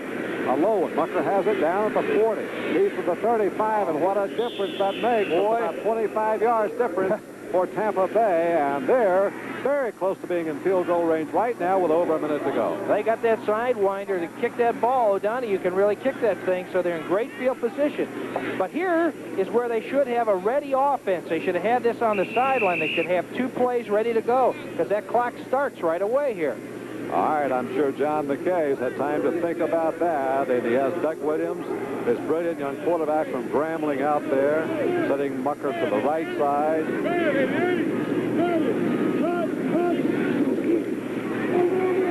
Williams, he's going deep down the middle of Mucker over his head. He had him there, and Mucker couldn't quite reach it, and I tell you, Williams can really put some zing on the ball. I was down there before the game on the field, and I got a chance to stand up next to Doug Williams, and he is a big guy. He can, he's got that range, and he's got a great arm, and he can throw it. 6'4", 215 pounds. And we got Oakland coming right here, 14-3 over Green Bay, and that's halftime. Well, the victory they got over San Diego could be all they need. Williams is only 3 for 11 right now, so he better start hitting somebody. Little movement in there. We're looking for a flag. Williams got good protection, and it is incomplete, almost intercepted. There was a penalty flag thrown. It looked like some motion in the line. Bobby Bryant was dropping over to cover with Jeff Seaman. Intended for the tight end, Jimmie Giles, number 88. I think it was 88. Alan Page was offside, jumped the gun a little bit. It's interesting you mentioned that because... That's a false start on number 75 on the offense. I guess Alan jumped on the reaction of number 75 right there. Dave Revis. Penalties against Dave Revis in his 4th year from Arkansas. He's an original Buccaneer. They got him on the expansion draft from the Steelers. The ball is back now to the Minnesota Vikings 41, and it's 2nd down and 15. If they want to get in field goal range, Jim, they've got to come up with a pass reception right here so they can get down in there. Another score, Tom. There, Kansas City. 7, New York Giants. They're for real. 23-7 in the 3rd period. I'm going to do a game next week up there with the Giants. San Francisco at the Giants, so it should be an interesting ball game. O.J. comes in, does he? He sure does. 1 minute and 13 seconds for Doug Williams. Doug Williams, who was taken here as the first-round draft choice by John McKay from Grambling. Some critics said he had not faced the caliber of competition in college, but Williams has shown all the tools already. Just needs the experience. Williams, nice soft pass for Higgins. A little bit wide for Ike Higgins, who was streaking across at the Minnesota 21. Higgins looked like he let up on that thing. He should have run under it. He was coming across looking for that area where that ball's going to drop in there. Isn't hard to miss, Ike. He's only 5'9". And you know what they call him, don't you? Big Ike. Big Ike. 3rd down and 15. Tampa Bay at the Minnesota 41. Clock shows 1:08 to go. It's the big play right here because Williams either has to get a first down or get it closer because it's out of field goal range. Big play for the Minnesota defense. Williams down the left side as he did. Oh, dropped by Giles at the 20. Jimmie Giles, now he was in a crowd, pretty well covered, but he got his hands on the ball and looked like he might have been able to hold it. I think he should have held this one, Tom. I really do. Here's Williams setting up in here again. They have some tackle games on the inside, and the offensive line for Tampa really picks it up. The ball is thrown right out there, right over his hands, hits him right in the chest. Well, now you see it again, though. I believe that ball was tipped. I think it was tipped by Fred McNeil, and that's just enough to throw it off. Yeah, it will. You could, before, when you ever get it near it, that was still a good throw. I thought the kid did a good job. Dave Green once, he was going to call timeout. Tampa Bay has no timeouts remaining. They're going to draw a penalty here in a moment or two. But Green, who's had a great afternoon punting, over 46 yards a kick he's averaged, and he'll try to put this one away in Coffin Corner so there can be no return, and he does it beautifully inside the 10. Boy, just sparkling play by Dave Green in the punting game. Leading punter this year in the National Football Conference. Ray Guy, of course, phenomenal in leading the league. But Green is the best in this conference. Minnesota has 55 seconds to go, a 33-yard kick that time, but he did the job. He did the job. He got the ball out of bounds inside the 10 at the 7. I'll tell you, any punter is as valuable as any offensive player in the field when he can get that ball down in there and he can have the long average like he has today. They're going to run out the clock, Tom. Minnesota, that draws a smattering of boos here from the fans in Bloomington. But Minnesota not choosing to put the ball up here down in dangerous territory, trailing by 2. They'll let the clock run out. One more play should do it if that's the strategy. Tampa Bay cannot stop the clock. At the 6-yard line, this is 2nd down. Again, Tarkenton drops on the ball with 22 seconds to go, and that might be the final play of the first half. So, the Tampa Bay Buccaneers have put on quite a show here in the first half at Bloomington. They have a 2-point lead over Fran Tarkenton and the Minnesota Vikings as the final seconds tick off. The scoreboard reads 9-7 in favor of Tampa Bay, and the Buccaneers with a pretty good showing. I'll tell you one thing. They're surprising a lot of people, and especially the fans up here in Minnesota. This ball club is here for real. Defensively, they've done the job against the Vikings. They have stopped that run. They're not getting the yardage that they have. Although Franny's having a good day throwing the ball, he's not getting any deep ones, the real deep ones, or the touchdown. And the best thing about it is that the offense has capitalized on the mistakes that Minnesota has made. That interception was the key to the whole first half as far as Tampa Bay goes up, sets up the touchdown, and Ricky Bell goes in. All right. Tampa Bay broke on top first. They led 3-0. Minnesota came back to take the lead 7-3, and some of the fans might have smiled at each other and say, well, here we go. The Buccaneers came again. And even though they missed the point, they regained the lead. And that's how it stands at the half in Bloomington, 9-7, Tampa Bay. And the second tough game in a week for Minnesota. They won a game that had what Minnesota Viking fans thought a very peculiar ruling at the end of regulation play. And on that subject, being an official in the National Football League may be one of the toughest jobs in America. Last weekend, for example, controversial calls at San Diego and Minnesota drew protests from players, writers, coaches, and fans. Some even felt they might be able to come out of the stands and do a better job. Well, during the preseason, sports writer Jack Clary got a Walter Mitty chance. My name is Jack Clary. I've covered pro football for more than 20 years. But when Pete Rozelle dared a writer to come down from the press box and be an official, I took the challenge. Tonight, I'm going to be a zebra.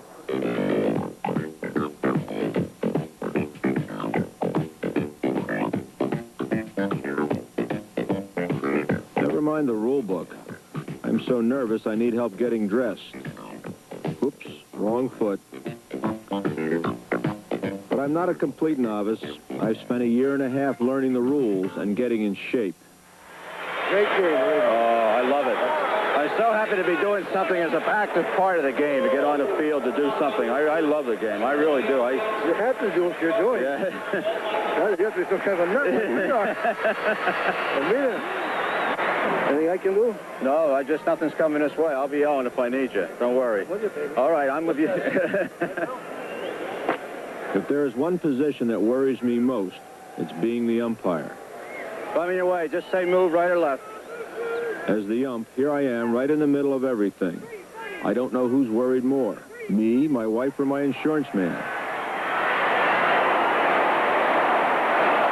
The speed and pace of this game is incredible. Is that holding? Hey, are those hands okay? I'm into the flow of this thing okay now. That's the third time I've been bumped. Oh, no sweat. Uh-oh, what's this? Hey, oh, okay, let's go. Break it. Let's go back. Let's go. I'm glad I didn't have to get mixed up in that. Hey, 71 hit that guy in the head. Where's that flag? Where's my flag?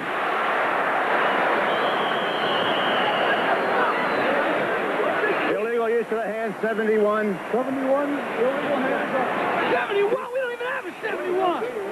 On defense. 71. We don't have defense. We don't have defense. Even calling penalties is more complicated than I thought. Now I'm the side judge. Well, at least I shouldn't get run over.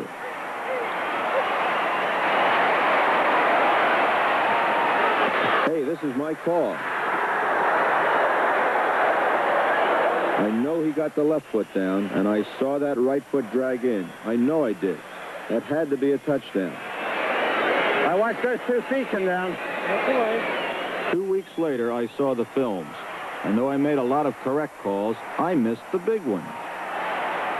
Okay, Pete Rozelle, you sold me. I can see where these men do so many things instinctively that all these actions are done through years of experience. There's no way anybody could ever come out of the stands and say, I can referee, I can officiate a game. Forget it. And today in Bloomington, the officials having another busy day. No question about it, Jim. And an interesting score, Tampa Bay 9, Minnesota 7. We'll return to Metropolitan Stadium after this word from your local station. Welcome back to New York. I'm Brent Musburger. Some of you watching Tampa Bay and Minnesota. The rest of you are watching St. Louis and Washington. We've had a controversy down in the Astrodome in Houston, similar to the one last Monday night involving Minnesota against Denver. With time running out, Referee Don Wedge, the same referee who was working that Monday night game, allowed San Francisco to set up and kick the field goal. There was a dispute by Bum Phillips, but the official said, well, the defensive players were slow setting up. We'll show you that. But first, let's get you up to date on everything that's going on around the NFL right now. Chicago leading Detroit 19-0, and the Lions have been hapless on this Sunday afternoon. Cleveland and Atlanta, it's been one of the good ones, back and forth. And now in the fourth quarter, the Browns leading the Falcons by 7 points. Kansas City and the New York Giants. The Giants may be on the way back. Lead 23-10. 2 touchdown passes by Joe Pisarcik in that game. More woe for the Cincinnati Bengals. Bill Johnson will be under fire after this one. 28-3. It's been all Steelers, fourth quarter. Seattle and the New York Jets a surprise. The Seahawks lead at 24-17. The Jets under Walt Michaels don't quit, and they're starting to mount a rally now in the fourth quarter. Philadelphia and New Orleans, excellent first half. Tied at 7 in the Superdome. San Francisco and Houston, with time running out. The 49ers kick the field goal. 10-6, they are now into the third quarter. Many of you watching this game, and yes, again, the Buccaneers are playing the Vikes tough. 9-7, the Bucs lead by 2, missed extra point in that game. And for those of you who are watching, you know how much the Washington Redskins of Jack Pardee have dominated so far. The Cardinals have settled for a field goal. Oakland and Green Bay, the unbeaten Packers, are indeed in trouble, trailing 14-3. That game is in the third quarter. Special teams, as usual, have been a major factor. Let's take you now to Pontiac, Michigan, the Silverdome. Number 86 of Chicago is Bob Parsons. He is back to punt. His unit will get down and cover, and there's a bobble by the Lions, who have made one mistake after another. The Bears here recover and mount their first scoring drive. Avellini gives it to Payton, who barges in. Thomas extra point makes it 7-0. Tommy Hart, formerly of the San Francisco 49ers, on a 3-man rush. He is number 53, one of 6 sacks administered to Landry. Now there's a new wide receiver with the Bears, and oh, what a difference he's going to make. He is Golden Richards, turned loose by the Dallas Cowboys because of the emergence of Tony Hill, making a marvelous catch. That set up a field goal by Thomas, and it was 10-0, Chicago leading Detroit. Then again, it was Parsons back to punt. And watch the former Penn State tight end boom one, 52 yards, and Steve Schubert will get down inside the 5-yard line. He'll down the ball on the 2. And from there, it was safety time. It was Tommy Hart working a trick, coming around the middleman, Landry vulnerable, and he's got him for 2 points. Now, what Golden Richards does, besides catch the ball, as you saw, it opens up the other side. James Scott can fly, as he does here. Avellini's got him. It's 19-0. Chicago. And, Irv, how about checking in for us on that Washington-St. Louis game? All right, of course, the Washington Redskins went into St. Louis with a big play offense, but it was the Cardinals who pulled off one of the early tricks early in the game as quarterback Jim Hart throws outside to Dave Stief, but it's not a running play. It's another pass. Stief goes upfield to number 83, Twilley, and he goes out of bounds around the 5-yard line, setting up an easy Bakken field goal, and the Cardinals take a 3-0 lead. But the Washington Redskins were determined to come up with a big play, and they do on the ensuing kickoff as rookie Tony Green takes the ball on his 1-yard line. The Florida speedster and Brent. From that point on, it was all Washington. The Cardinals really have their backs against the wall. Joe finds him in the end zone after a play-action fake here. Washington takes a 14-3 lead.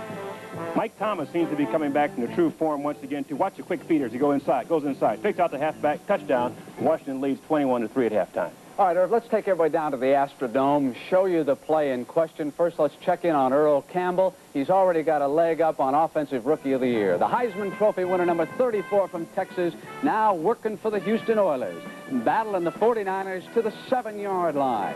You'll watch him score for the 4th time already in this young NFL season. Outside speed, inside power. Here's the controversy. Time running out. No question about the snap or the kick being while there was time left on the clock.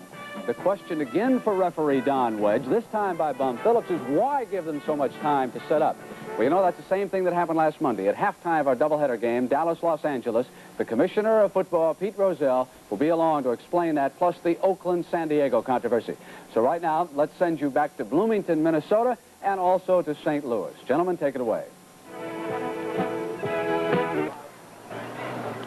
And back in Bloomington, Minnesota, a sellout crowd of over 48,000, a little stunned at the way things stand. Tampa Bay leading the Vikings 9-7. The preceding announcement was brought to you as a public service by the National Football League.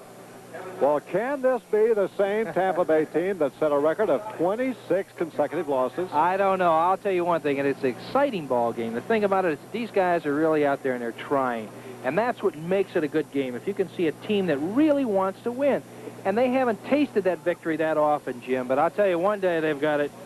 All right, this could be the upset of the day. Tampa Bay leading Minnesota. But we know it won't be easy. It's not going to be easy. The Vikes aren't going to give up easy. Start of the second half. Tampa Bay will kick off, and Minnesota will receive to get the ball immediately, and moving it deep now, waiting at the end zone. Miller takes it about a yard deep in the end zone, and here he comes. 15. Ooh, as he hit at the 20. Number 77, Bill Kolar, a fourth-year player from Montana State, really ripped him, man. We're underway in the second half, and you see what's happening in the Central Division. The Bears blank Detroit 19-0, and does Neil Armstrong have that team going, Tom Matty? He sure does, and Minnesota just cannot afford to lose this ball game right now to fall behind Chicago.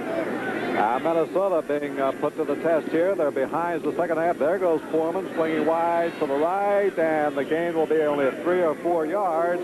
Doesn't turn the corner that well. It'll bring up second down and 6, and there's what happened. Minnesota completely controlled the statistics in the first half, but Tampa Bay cashed in. You take a look at the possession time again. This is a key factor of why, Tampa Bay utilized the mistakes that Minnesota made. They only had the ball for 9 minutes and 12 seconds. Minnesota had it for 20 minutes and 48 seconds. That's sort of unbalanced. 14 for 19 for Sir Francis. Here he goes. Second down and 6. The Foreman knocked down for a loss at the 20-yard line, and somebody really put some pressure, and I think it was number 57, Dave Lewis. And what a whale of a linebacker he's going to make. 235 pounds, 6'4". You can see the pressure.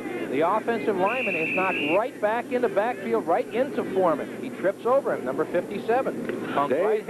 Dave Lewis from Southern California, and I'll tell you, John McKay is no dummy for taking those former Trojans when he gets those kind. Third down, 11. Minnesota faced here with a big possession play at the very outset of the second half. A rush is on, a little screen to Foreman at the 20. Foreman cuts back 25. He will not get the first down. Stopped at the 27-yard line, and the hit was made by Cecil Johnson, outside linebacker on the right side, as Tarkenton went to a little screen to Foreman, but it did not get the yards they need. So it'll be fourth down and 2. Foreman has that deceptive move. He can move laterally as quickly as he can forward. But the thing that I'm impressed with is the mobility that the linebackers have for Tampa Bay. They are all over that field. Larry Mucker is in again with Ike Higgins in the safety for Tampa Bay. I wonder if something has happened to George Ragsdale. A beautiful punt hung up by Mike Wood, way high, good hang time. At the 30, taken by Higgins. He's hit his tracks. That was a dangerous reception he took, because breaking down Tom Hannon was right on top of him, along with Nate Allen. But Tampa Bay gets the ball, leading by a pair in the third quarter. The Steelers keep rolling. Chuck Noll and Terry Bradshaw over at Pittsburgh must have put something together to really get him going. To beat Cincinnati that bad, that's a good ball club, too, down there, except Anderson's hurt. First and 10 for Tampa Bay. At their own 32. Inside handoff. Going straight ahead. Number 35 is Jimmy DuBose. Tripped up as he crosses the 35 by Phil Wise, the strong safety. Here you can get a good view of how a hole opens up and the back picks it. He just breaks to the inside. He picks his hole. It's just an off-tackle play where he has the option of going wherever it is. If there's pressure from the inside, he'll bounce to the outside. But he saw the hole to the inside, picked up good yardage. DuBose goes out now, and Johnny Davis comes back in the backfield. He's quite a blocker for Ricky Bell.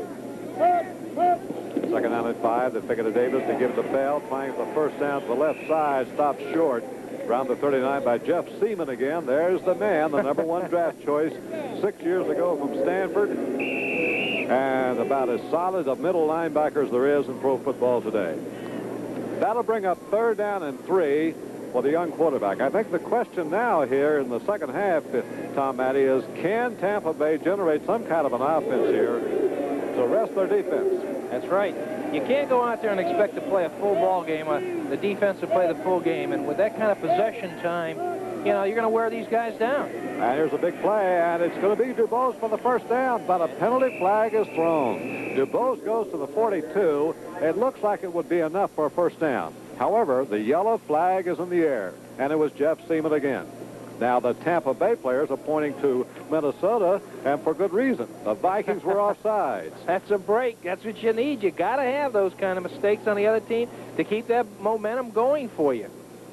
Tampa Bay Buccaneers came in the National Football League 3 seasons ago, and Defense number 54 offside at the first down. Fred McNeil, the right linebacker. But Tampa Bay came in and promptly launched an all-time losing record in the National Football League of 26 consecutive games. Finally looked like they were going to break out last year. Been a disappointment for 2 games, but today they have showed signs of being a team that is gelling. First and 10. Ricky Bell looking for a hole that isn't there. Jeff Selmon is instead. And Selmon closest to the door, and you think Bud Grant isn't proud to have him patrolling the middle. You know, talking about Tampa, the thing that's really great are the people down there. We trained down there. The Baltimore Colts trained down there for a couple of years, and I had the opportunity to meet a lot of good people down there, and they're just so happy to have the Tampa Bay Bucs down there. They had set the all-time attendance record for the exhibition season this year, averaging over 60-some thousand per game. Well, they come from everywhere in Central Florida to see these teams play. Now they come back the other side. Bell looking for some room, and this Viking defense now is stiffening. They close the door once more on John McKay's team. McKay, who had set a 5-year plan to have a contender in the National Football League, and looks like he's pretty much on schedule. He's got the defense going for him right now. All he has to do is generate some offense. Boy, what a history he has. He played at Oregon with Norm Van Brockman, whose name will always go down in Minnesota history as the first coach. Bud Grant being the second of the Vikings. Fred McNeil is out. Nate Allen's come in on the nickel defense. So 5 backs are on the field now for the Vikings, looking for the pass from Doug Williams. Might have been too much time. Delay of game. And this just presents another 5 yards for the problem for Doug Williams. It's going to be now fourth, third down, and 15. Back to the 39. Ike Higgins brings the play in from John McKay, replacing Ricky Bell. So McKay continues the chess game, bringing in a fast wide receiver, replacing Bell. This leaves one back, Johnny Davis, behind Williams for blocking.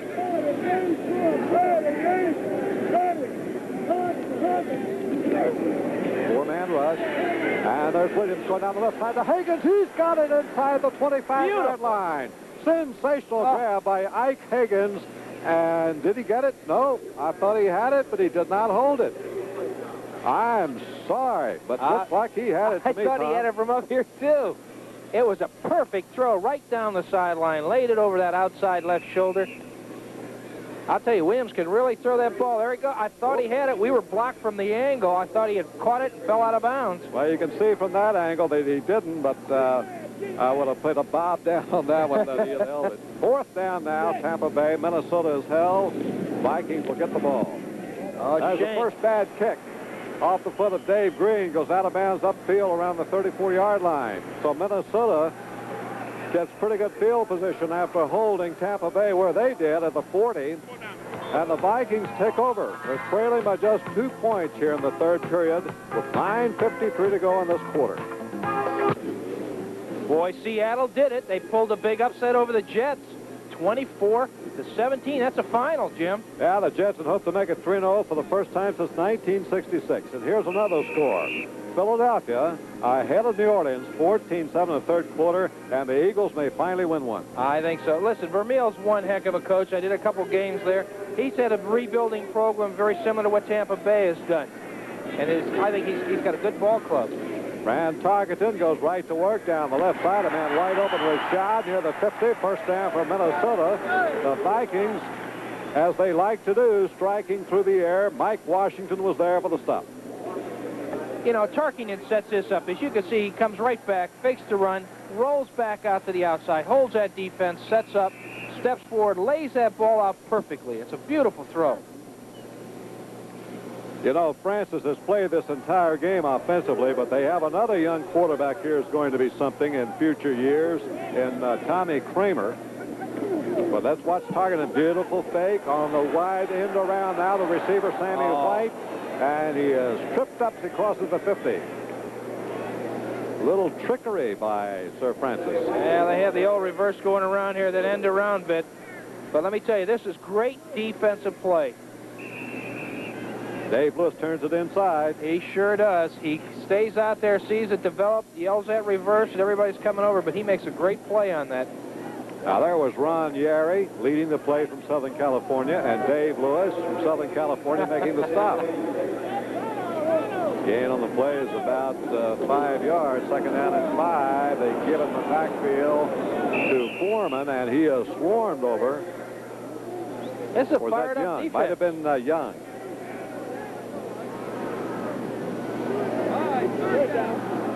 At the 46-yard line, Leroy Selmon it was to stop Ricky Young. So it'll be 3rd down and 4 and a half. Call it 3rd and 5 at the Tampa Bay 46. And this is where Francis is a master at this game. This is where he hits those backs coming out of the backfield. All they need is 3-4 yards. You put in a halfback or a fullback. They're both running backs as far as I'm concerned on the linebacker. Just a little delay there. Oh, he's got the pressure. He is sacked. Breaking through was Wally Chambers again, and takes Francis Tarkenton down the 37-yard line. A big defensive play. Big defensive play. I think Wally wants to play. He's really putting the pressure on. There he comes, and he's got the speed and he's got the range. He really reaches out there and throws him down. And 63, Leroy Selmon. You also say Dave Lewis in there again. Boy, that is a talented defensive team for Tampa Bay. And the punt, Mike Wood. Averaging 37 yards a kick this year, had one long one of 40. Well, he hasn't been a long kicker, but he hangs it high. Here's Ike Hagan's fair catch at the 35. Penalty flag down. Was he hit after the fair catch signal? Scott Studwell, outstanding linebacker, broke some of Dick Butkus' records at Illinois, was down there covering. He's been a hard-nosed player on the specialty teams for the Vikings. Penalty flag was thrown, and I think the way they're retreating, this is going to be against Tampa Bay. I don't know. Must be. Clipping against the... Yep. Oh, clipping call. You're right. Studwell got clipped on the play. Well, he leads the charge down. It's a kamikaze-type player needed for that, and well, let's listen to make sure. Clipping, personal foul, number 44 on the run back. That's 1st down. So, Tampa Bay gets the ball, but they're back deep at their own 20. Still leading by 2. You see on the right-hand corner up here, the clip on number 45. And the clippy, I guess you might call it, is number 44. Right up there in the right-hand corner. You can see him rolling up the back of his legs on that. The official sees it right there. Bill Cesar. Well, what a gung-ho guy he is. Billy Cesar was a walk-on to the University of Miami. Never really played much, but he kept plugging and finally signed with the Buccaneers. Williams going to pass off in the flat. Oh, he finished the bell. A dangerous pass thrown behind him, and Fred McNeil was almost in position to pick it off. Another score in the 4th period. Cleveland 17, Atlanta 16. You know, I did an opening game for Cleveland, and there's another young ball club that's really coming back. Brian Sipe came off some injuries from last year, and they're playing good football. Greg Pruitt, that's an exciting team. Williams now 3 for 15 for only 37 yards. Has not gotten any kind of an aerial attack going. 2nd and 10. Back to his own 10-yard line. Williams under fire. He hits his man Giles at the 35. Tight end goes to the 40. 1st down Tampa Bay. And just as we said that, boom. A beauty from Williams, who finally got some protection. And he had his tight end hooked right up the middle. You know, for a young quarterback, he keeps a lot of poise. He's back there for a long time. He's looking around, looking around. He finally finds somebody. Pops it to 21-yard gain. There's a big man catching the ball. Jimmie Giles, 241 pounds, 6'3", came from the Oilers, and the trade that gave Houston Earl Campbell. first down play. Play action. And again, across the middle. That is a little bit high for Morris Owens to handle. He had him wide open. And it seems to me now the Viking defense is playing the ball very conservatively. They're laying back, and Tampa Bay is getting men open. You're right, they were that time. Not only that, but the fullback coming out of the backfield that time was open going down the sideline. So Doug Williams can get an aerial attack going here. The Vikings are going to have some real problems. Carl Eller is in at left end now. Randy Holloway is in at right end. So Bud Grant getting fresh troops along the front four. Second down play. And off the back here comes Bell. Maroon turns the corner at the 45, trying to get to the first down. He's out of bounds near the midfield stripe. I think he'll miss a first down by about a yard. I'll tell you, here's a great move to the outside. It's just a handout, a fake draw up the middle right there. Bell slides along the line of scrimmage. Breaks that tackle. Good cut there. Almost gets the needed yard for the first down. He's about a yard short. It's a big third down situation here, Jim. They've got to keep this momentum going, keep that ball rolling down the field. And if they can, get this first down, you got to get some more points on the board. 2 points isn't enough against this ball club. Third and 1. Would you go to Bell? Let's go to DuBose. They got to go to DuBose. And did he make it? I don't think so. He's stacked up. There's Selmon right in the middle of the stack. Also in there is Alan Page, number 88. And 59 at the bottom of the pile is Matt Blair, fifth-year veteran from Iowa State. And where they've spotted the football, it seems to me, is going to be short by about 1 1/2 inches. I think you may be right. Well, get a measurement. Ben's putting his boys to work. Williams thought they might be looking for Bell. He went instead of DuBose. How do you like that camera coverage? Our boys are doing a job yes, for sir. it. Gentleman 2 Jim inches. got right 2 in there, inches. didn't he? Now what do you do? Punt. You've got the best punter in the league. I don't know. 2. Hey, going for it. You think so? Oh, yeah, he's going for it. All right. Jim O'Bradovich, another tight end comes in. Now, this has got the Minnesota fans stirred up. They've come to life. They're going to challenge the Minnesota Purple People Eaters right here at midfield. 4th and inches. A gutty call. Quarterback sneak. Leaping is Williams, and I think he made it. He got it. That 6'4" frame jumped right up over the top. Doug Williams on a quarterback sneak. What a gutty call, but it's first down Tampa Bay. Boy, the Buccaneers are gaining more confidence, I'm sure, as the seconds tick away here in Bloomington. 6.5 minutes to go in the third quarter.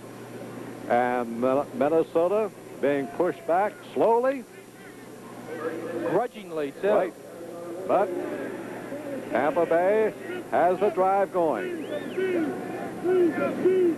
To the right, Owens. To the left, Higgins. There's the play action. Williams looking, being chased down the middle. He's got his man. Ooh.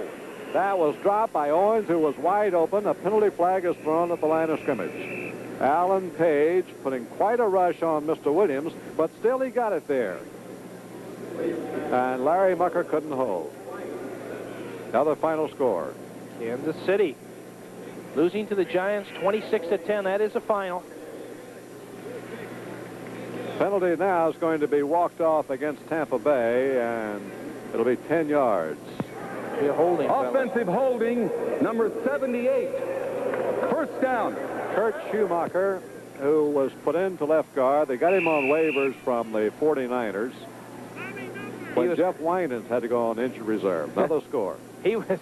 Schumacher was not only that, he was cut, picked up, and came back again. He just got back into camp again.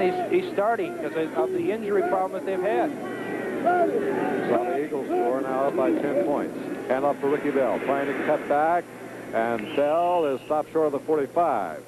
That'll bring up second down, about 17 yards to go for Tampa Bay. Phil Wise, in from strong safety, diagnosed that play with Mark Mullaney. Mullaney's a young player who's working into Minnesota's front four, which is picking up age, as everybody knows.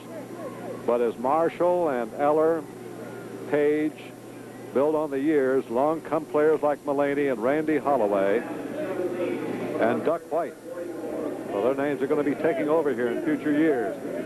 Second and 17. Big play for Williams. Williams is going deep downfield, but no chance. The ball was thrown out of bounds, intended downfield for Owens, and covered all the way by Nate Wright.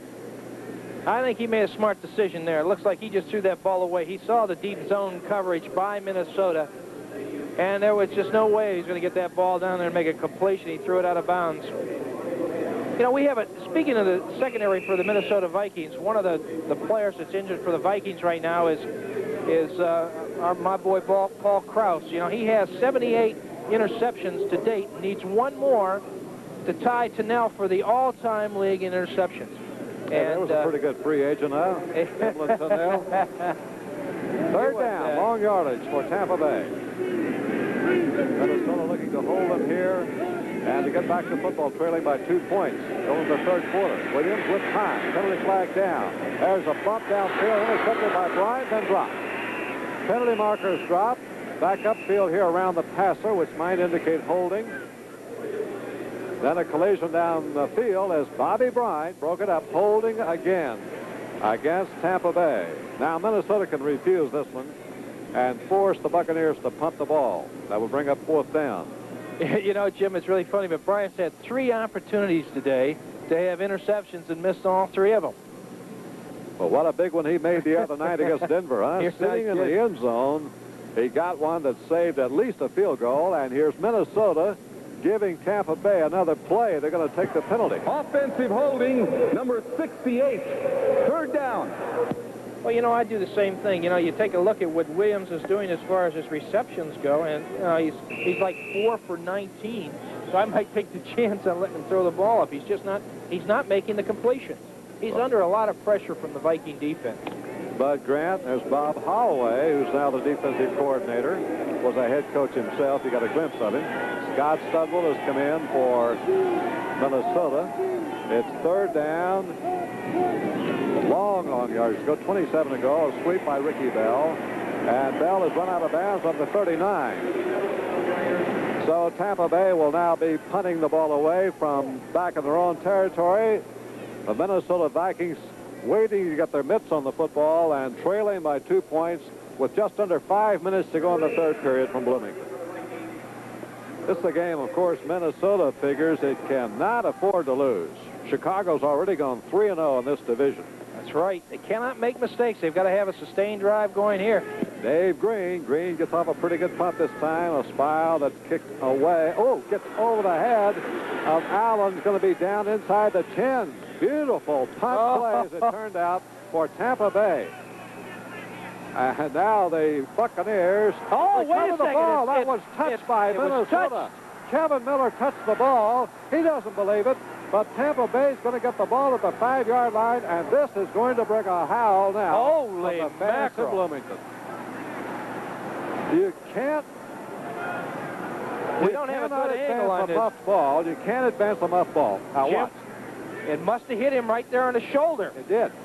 You're right, Tom. And it is what we call a muff ball, and you cannot advance the muff ball. But what a break again for Tampa.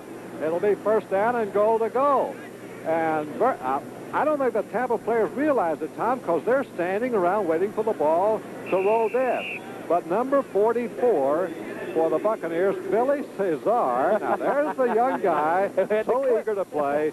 He saw it, scooped it up.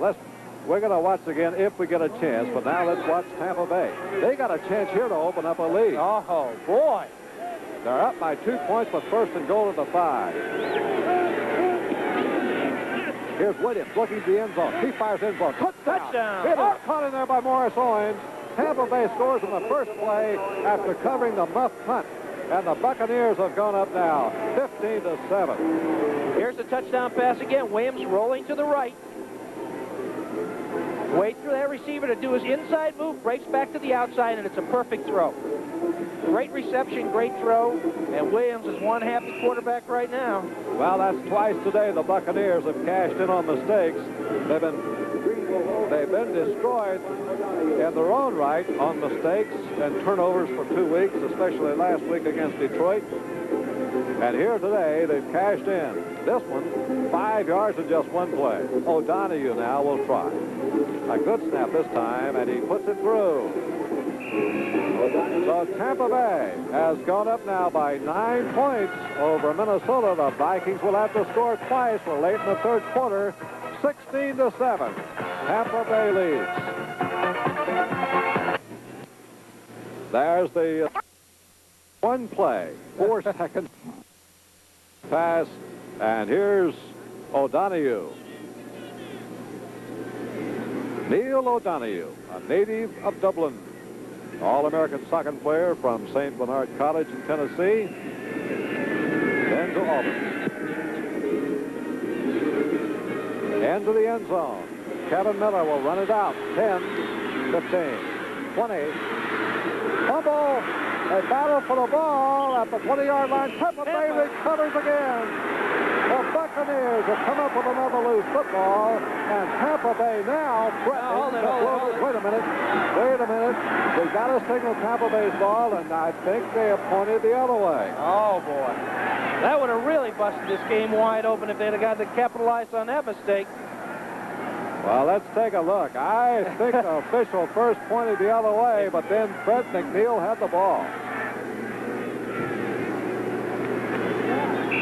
That's Miller. There he going, breaking right up through the inside. You can see the ball pop out. People start diving for it. And it had to be a Viking. There was 4 Vikings. There's Tarkenton to Foreman out of the backfield on first down over the 20. Grabbed on a shoestring tackle. A brilliant defensive play by Dave Lewis again from his linebacking core. Stops Foreman from breaking loose. Pick up his 2 yards. It'll be 2nd down and 8 for the Minnesota Vikings, who have now had the challenge put to them by the unheralded Tampa Bay Buccaneers. And the thing that they've got to work against is a great defense, and Francis has got to come out throwing that ball now to catch up football time. Lots of time, 3.5 minutes, third quarter, fake draw. Tarkenton trying to set up the screen. Lobs it over here under the snap. A good coverage there by Tampa Bay. And going nowhere is Ricky Young. Boy, Tampa Bay's defense has played flawless football. That's right, they have. The defense has just done a great job. They're not giving up any of the big plays, and Francis is still going with the short stuff. He's got to start hitting some of his receivers downfield if he wants to make this team move. He's got great receivers. He's got Rashad. He's got White. He's got Tucker. These guys are good receivers, and all he's doing is hitting those backs coming out of the backfield. Now, these are very mobile linebackers. Richard Wood and Cecil Johnson, Dewey Selmon, and Dave Lewis for Tampa Bay. 3rd down and 10. A big play for Minnesota. Francis going down the right side. It is caught by Rashad or Sammy White at the 35 for a first down. That's what he's got to do. He threw right into the zone right now. You can watch Francis set up. Sammy White's going down, hooking up in between both the backs and deep enough behind the linebacker to catch the ball. Goes right up for it, makes a good catch, has enough yardage for the first down. You know, Minnesota's been fighting something, too, a jinx, as it were, or poor play, because a lot of passes have been dropped on the first couple of games, but today they've been hanging on to them, both Rashad and White. But you made a good point, Tom. He needs to go deeper a little bit more. Hand off to Ricky Young up the middle, plunging hard over the 40. Drives the ball out the 42. And the Vikings now playing with a little bit more fire. Here's Washington St. Louis, 3rd period. Jack Pardee and the boys are really putting him with Joe Theismann leading that group 28-3, 3rd period. Looks like they may be headed to an early showdown with Dallas somewhere. And Houston, San Francisco. Houston's out in front with Pastorini, 17-6. Gain of 8 at 2nd down, and Sherman, the middle, trying for the first down. He's got a good second effort by Chuck Foreman, the veteran from the University of Miami, Dewey Selmon. That was just a great second effort there, Jim. Foreman did his usual spin out, which he likes to do when he gets blocked. He spins out, and really, he dug that, he just dug in there and got that extra yardage on his own that time. He's ranked 4th this week in the National Football Conference in both receiving and rushing. First down at the 46. First down again, Tarkenton. A little quick out to Sammy White, hit immediately by Cotney and driven out of bounds. A short gain to the 49. 3-yard pickup, 2nd and 7. So Francis moving his plays around again. That time, set White down and out. Little sideline pattern. They'll be glad to give them those little short ones. They don't want the deep ones. That's what, you know, well, that's what'll kill you. But they're using a lot of the zone defense against the Vikings, and, you know, they're just hanging back there waiting for them to try to throw that long one. Haven't seen much from Rashad here in the second half. He's off the left side, down the bottom of your screen. They give it inside to Ricky Young, and he is hit immediately. Struggles for a couple of yards. That's all he's going to get. Right in the middle of the line, defensively for the Buccaneers was Big Dave Pear, one of the strongest men in football, and Wally Chambers. Bud Grant, 21st year of coaching pro football in Canada, where he was highly successful, and here with the Vikings. And there is the end of the third quarter. That's the end of the third quarter with a score. Tampa Bay 16 and Minnesota 7. We now pause for a word from your locals.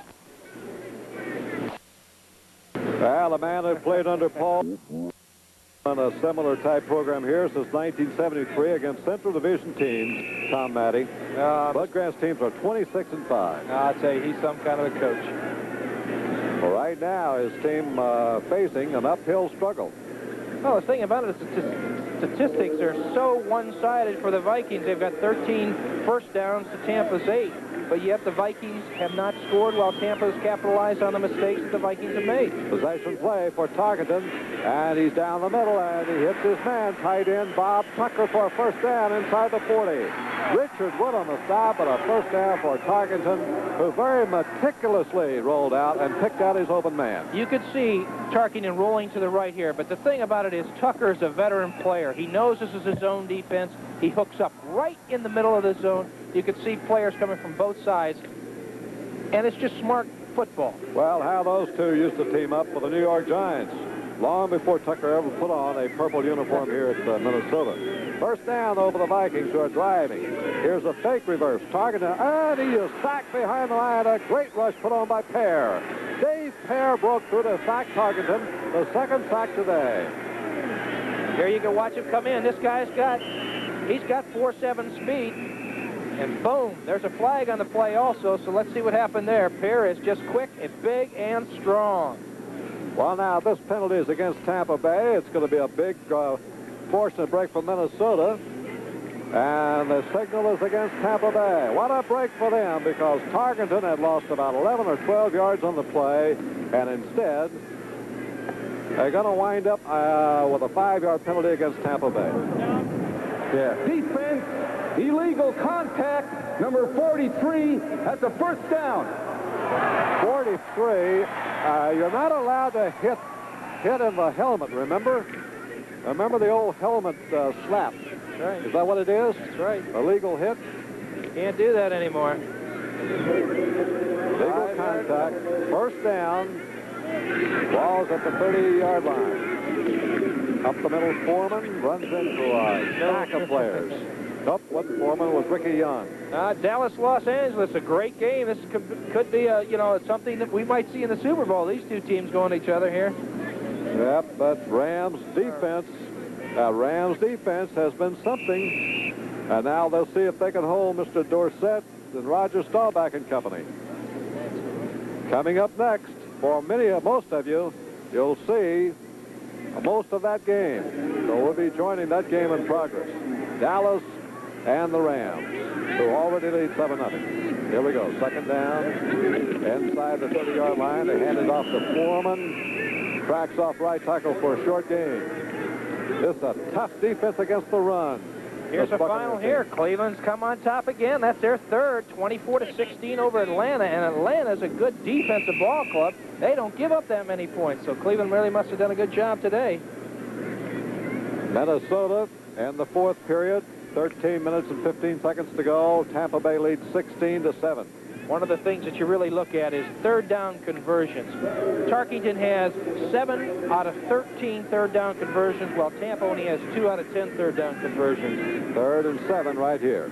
Last time he brought in his tight end, Bob Tucker. Here's a good rush on Tarkenton. Up the middle, and he won't get it this time. The completion is there inside the 25, but a great hit is put on by Curtis Jordan. So Young caught the ball, but Jordan was right on his tracks. Hit him down. It brings up 4th down. Tampa or Minnesota will go for the field goal here to cut the lead to 6. hoping later to get the touchdown to take the lead. The kick will be, let's see, the ball's at the 23, about a 40-yard attempt, or maybe 41. 41 by Rick Danmeyer, who was 5 for 5 coming into this game, but missed his only chance here today. And this one is up and hits the goal post, will not count. How about that for one game? A point after try for Tampa Bay hits the upright. Danmeyer on a field goal hits one, and it was a crucial try. Tampa Bay holds its lead of 9 points.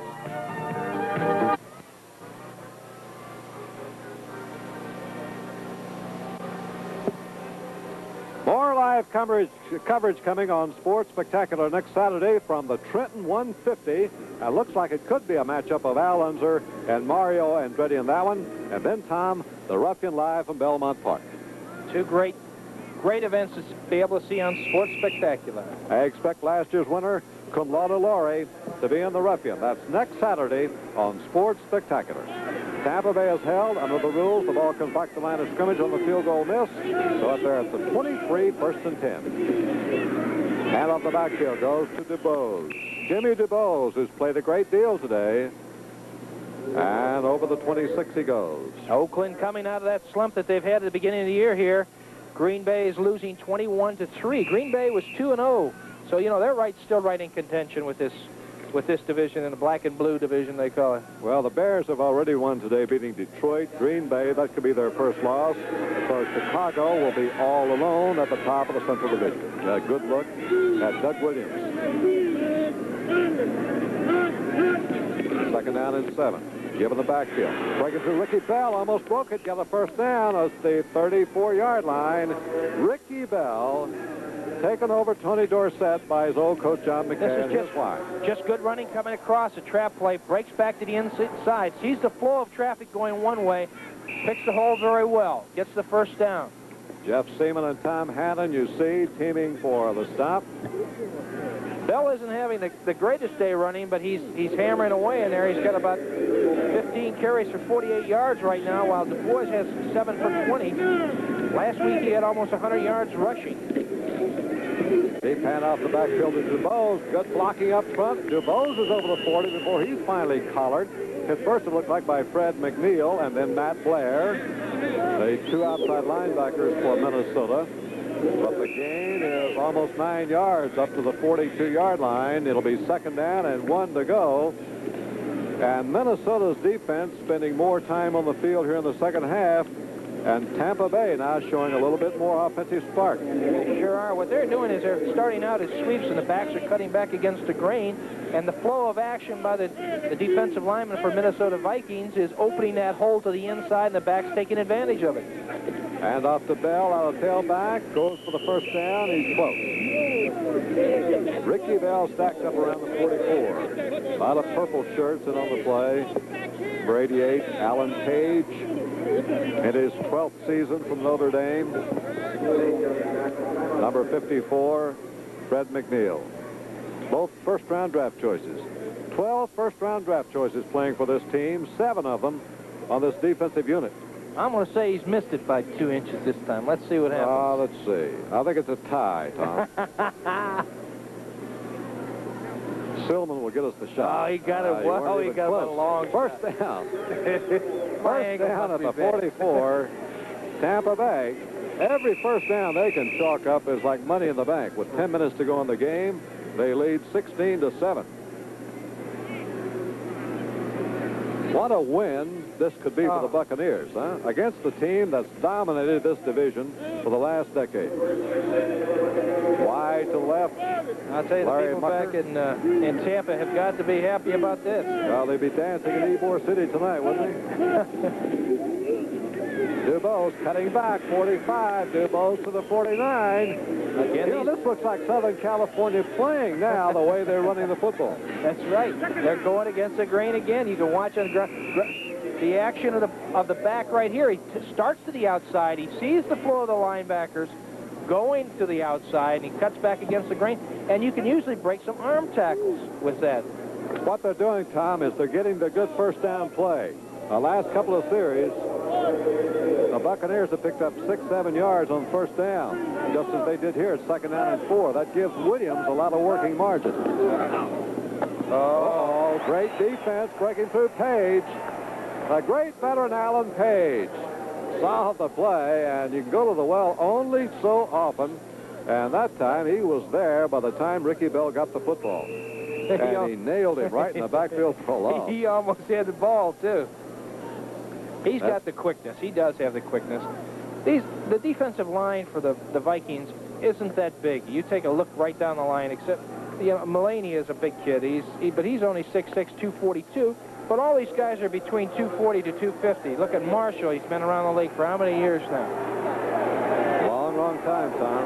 3rd down and 6, a big play here on the draw play to give to Bell. Bell looking for room at the 50. Won't get the first down. He's halted right at the 50-yard line, smacked by Jeff Seaman and Fred McNeil, a pair of nifty linebackers for the Minnesota Vikings. And it'll be 4th down, and Tampa Bay will have to give the football. And they're going to call on their specialist, Dave Green, to put the Vikings deep again. The Vikings have not put an all-out rush yet on Green today. Look out this time. I think they might be coming after him this time. What a spot. Kevin Miller's back in single safety all alone, and 10 purple shirts are lined up waiting for the snap. Here they come, and Green gets it away. Hurries the kick, though. Up is Kevin Miller at the 17-yard line. Hit at the 20 and taken down. A beautiful tackle downfield by number 77 for the Buccaneers, Bill Kohler. What a job he did. So when we come back, Minnesota will go to work, trailing by 9. Well, there's some of the people here. We have attendance of 48,401. And not much joy in Mudville at the moment, because the Vikings are trailing 16-7 in the 4th period with 7 minutes and 27 seconds to go, and Minnesota backed up to its own 17-yard line, 1st and 10. Fran Tarkenton continues, rolled out to Foreman. He's got it to 19. Tarkenton continues with a short burst. Now the fans thought there was a late hit on Foreman. But you have to touch that man. He has not been touched by a defensive player, and he can still get up and run. Well, I think the crowd's reaction, Jim, on that play was the fact that Tarkenton is not throwing the long pass. They want to see him open up this offense a little bit, and right now he has. He's still hitting those backs coming out. He's got to go to his good receivers. When you've got the great ones, you've got Rashad, you got Tucker, you got Sammy White. These guys can catch the ball, but you got to get it downfield. That's hard to second-guess the guy who's thrown for 320 touchdowns. Up the middle, intercepted, pulled down by Jordan. He's over the 25, the 20, and Jordan is still going to the 10-yard line. Sensational interception by Curtis Jordan, a young 3rd-year player from Texas Tech, and he timed that perfectly from free safety. Here he comes. Franny's setting up. The ball is thrown right in the middle, cuts right in front of him, picks the ball up, and he makes a great run back on this. He goes through some tackles. He gets down to the 10-yard line, and boy, has this changed the complexion of this game. Curtis Jordan, he was smelling that goal line, and you can see determination, and that one, as they say, might be the straw that broke the camel's back. It's 1st and goal for Tampa Bay, and the Buccaneers lead the Vikings 16-7. Bell and DuBose behind Williams. They give it to DuBose. Left side, plunging to the 6. And I wrestle down there. I got some happy people down at Tampa. I got a couple friends down there who swear by him. Joe and Sandy Brooks, they love this team, and I know they got to be happy after that one. Well, it's if the Buccaneers win this football game, and they're certainly in a position now to spring the upset, Vikings have to say they've been up against a pretty good team. I think it's more of a case of Tampa Bay gelling here than it is any kind of a jet lag of the Vikings coming off their Monday game. Well, that and the fact that, that Tampa has really capitalized on the mistakes, and you can't have them. I wouldn't be the least bit surprised if you see Tommy Kramer coming in now. As DuBose smacked for loss by McNeil. Tarkenton has had that problem this year. Intercepted 7 times coming into this game. Picked off twice today at very crucial times. And you may be right. Tommy Kramer may be destined to see some action here today, just as he is certain to be There he is, number 10, Sir Francis, has thrown for over 43,000 yards in an unparalleled career. Third down and goal to go at the 7. They're going to get at least a field goal, I would imagine. That would mean the Vikings would need 2 touchdowns. Wide right, DuBose, hauled in for 10 for a loss. Carl Eller, number 81, led the charge. His 15th year, a veteran from Minnesota, the Moose. You can see that defense just flowing. Seaman going along. There's Eller holding on. He's not about to let him get away. But they got to get, they're still in good field position. They get this field goal. Boy, that does it. Well, a field goal would mean a 12-point lead. And then a touchdown and a field goal would not do it for Minnesota. O'Donoghue, a bad snap by O'Donoghue. Now, this could be a big break for Minnesota. O'Donoghue trying to kick the ball, believe it or not. Minnesota's got it. McNeil. O'Donoghue's after him. McNeil taken out of the 10. What a turn of events. You cannot advance the ball, but it's going to be Minnesota's ball around the 37-yard line. Well, the officials have got some things to think about there. That was O'Donoghue tried to kick it. Oh, talking about big mistakes, Jim. What a turn of events. Watch O'Donoghue. He tries to kick the ball. He thought he was back in soccer for a minute.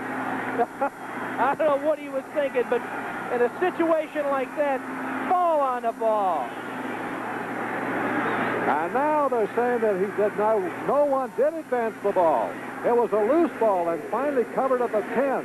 That's the proper call. And now it's first and goal for Minnesota. Tom, have you ever seen play swing that abruptly in that situation? And there's a lot of time left. We got 4 minutes and 22 seconds.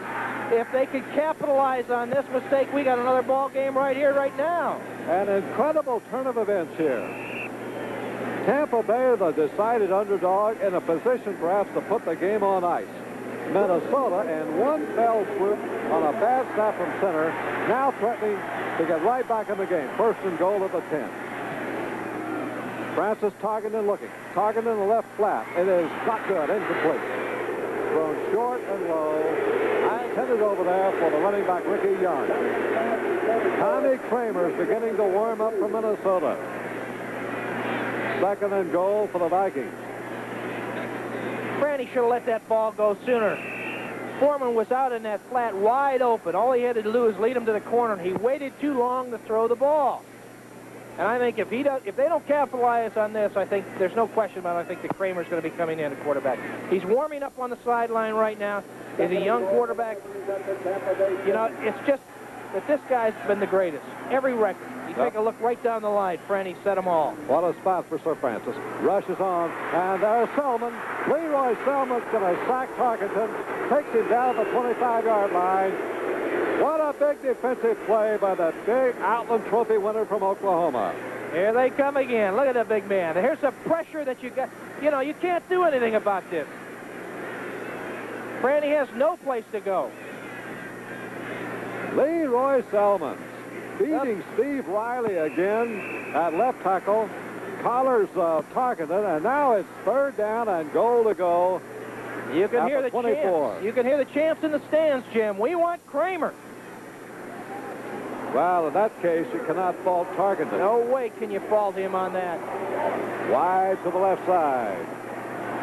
Here's Rashad. Oh, there goes the Minnesota player in motion. Steve Riley, who was beaten a moment ago, went in before the snap. There's Kramer, Tommy Kramer, brilliant first-round draft choice of last year from Rice.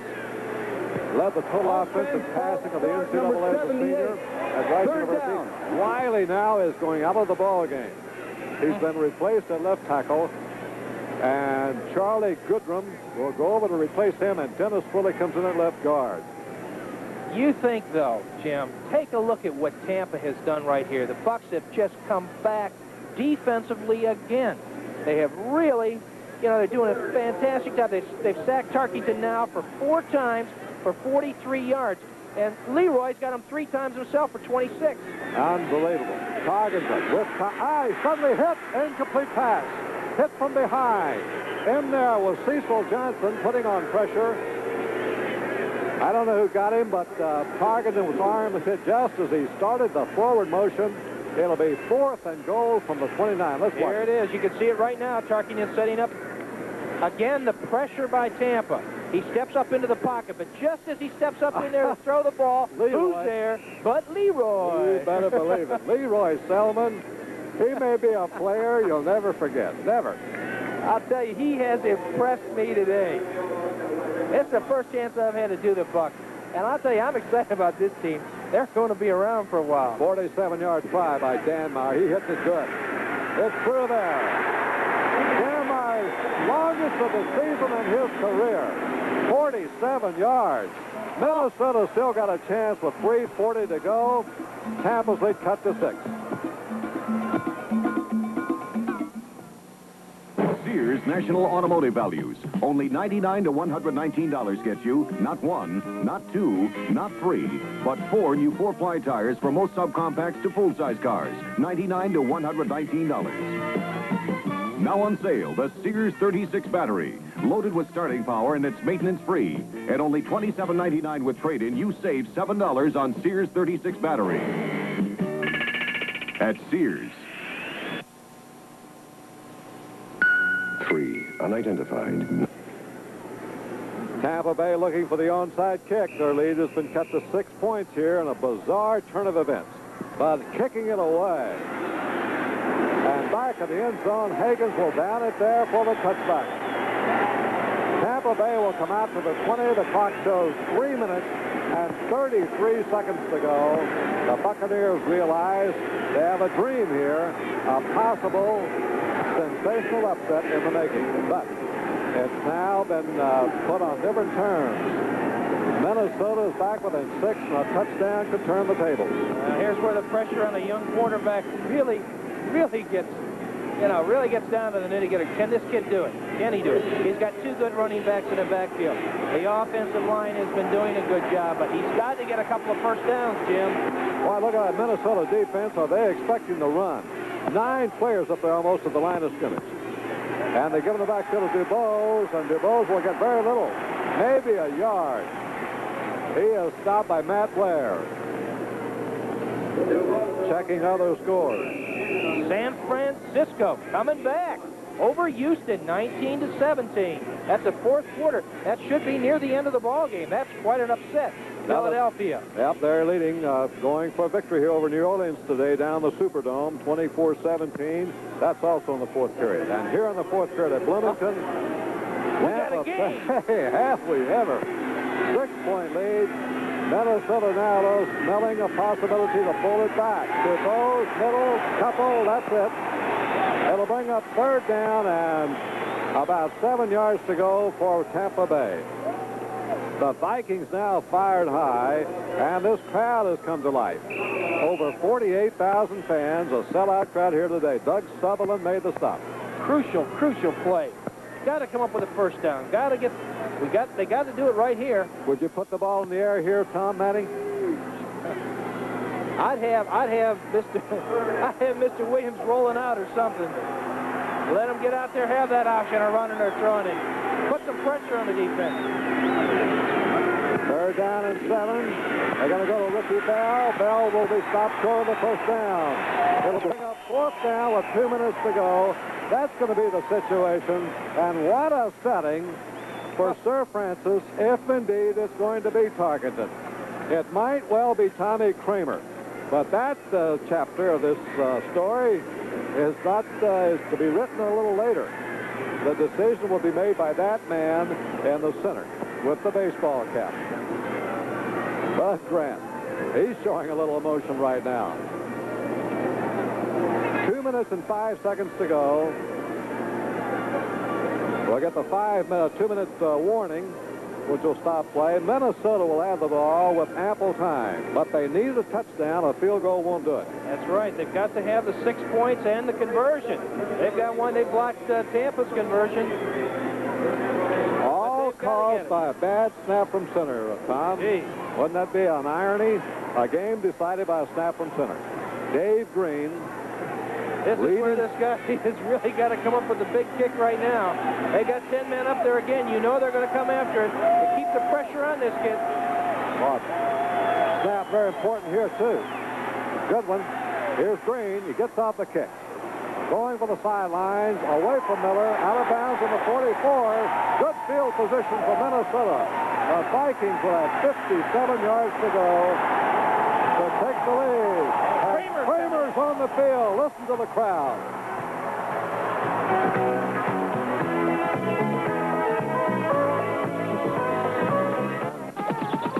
Since the very first automobile was made in America, more than 2,500 new cars have been introduced. But the best-selling new car ever introduced is this one, Ford Fairmont. Fairmont has great EPA mileage estimates unsurpassed by any midsize car, and the lowest sticker price of any car in its class. In fact, Fairmont has the most room for the money of any car. Ford Fairmont, the best-selling new car ever introduced. Sedans, wagons, exciting Futuras. See them all at your local Ford dealer. My old buddy Jim was a great umpire. He was quick on his feet. He's got eyes like an eagle. I'm still quick because I don't get filled up. I drink light beer from Miller. Light tastes great. It's less filling. It's got a... What's it say? Here you go, Jim. Try those. Oh, yeah. A third less calories than a regular beer. Hey, you're Boog Powell. Hey. Light beer from Miller. Everything you always wanted in a beer, and less. There's the young man, the first quarterback ever drafted on the first round by Minnesota, Tommy Kramer from Rice. He's the heir apparent for Fran Tarkenton, and this time there's no injury to Tarkenton. Kramer's been put in as the hope to pull it out for the Minnesota Vikings. I think if he does it, you may see a lot more of him this year. 2 minutes to go. Rashad to the left, Sammy White to the right. Marcus Kramer up the middle, incomplete. At the 37-yard line, intended for the tight end, Bob Tucker. A good pattern. Had the deep men down both sides. And Bob Tucker. Okay, my partner, Tom Matty, going down the sidelines. We're going to have to talk to somebody who's going to be excited here, we hope, if there's time. In any event, it'll be 2nd down and 10 for Minnesota. 1:54 to go. And Tommy Kramer has been put in the role here to pull his team from behind. Kramer's the left side. It'll be intercepted. It's pulled down the 40-yard line by Cecil Johnson. Another big defensive play by Tampa Bay. Once more, they turn the tide. A third interception, the first one off Kramer. You're going to see it again as Cecil Johnson had to play perfectly. I don't think Kramer ever saw Johnson because look here. There he is. Dropped back in the zone perfectly right in front of Rashad, and Tampa Bay comes up with what might be now the biggest defensive play of the season for them because they take the football with 1:48 to go and a 6-point lead. Minnesota still has 2 timeouts to call. The Buccaneers hoping now to run off the clock.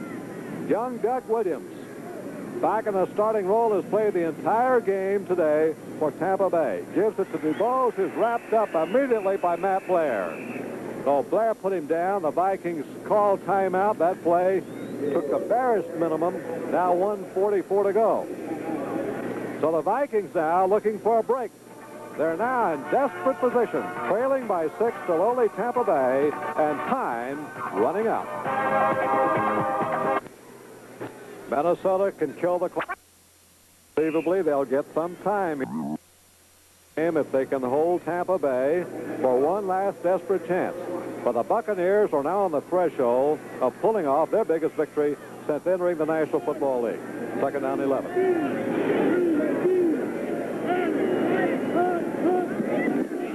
They give it to Ricky Bell. Bell gets an opening. He's over the 45 and up to about the 47 or 48-yard line. Sizable game. Minnesota spends its final timeout. Carl Eller makes the start. As you watching John McKay, who gave up the greatest career that you can imagine in the college ranks at Southern California to come in the National Football League with a fledgling young team. He started at the depths of the NFL with 26 consecutive losses. Nothing will ever replace that first win over New Orleans. But this one would be something else. Now final, Oakland, impressive today. They need no wild finishes to beat Green Bay. First loss for Bart Starr's Packers this year, 28-3 up in Green Bay.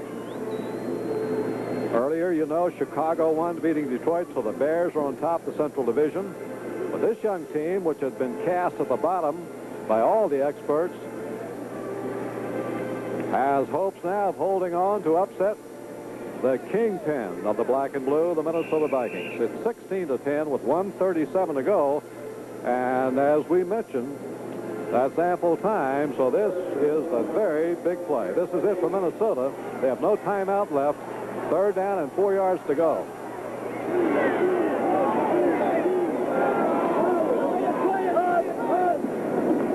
They pitch it to Bell. Bell swing wide right.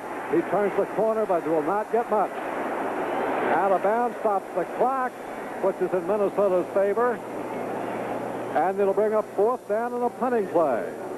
So Tampa Bay chose to go wide and stops the clock with 1:32 to go. Matt Blair with good pursuit for the Vikings, and Phil Wise back into single safety now.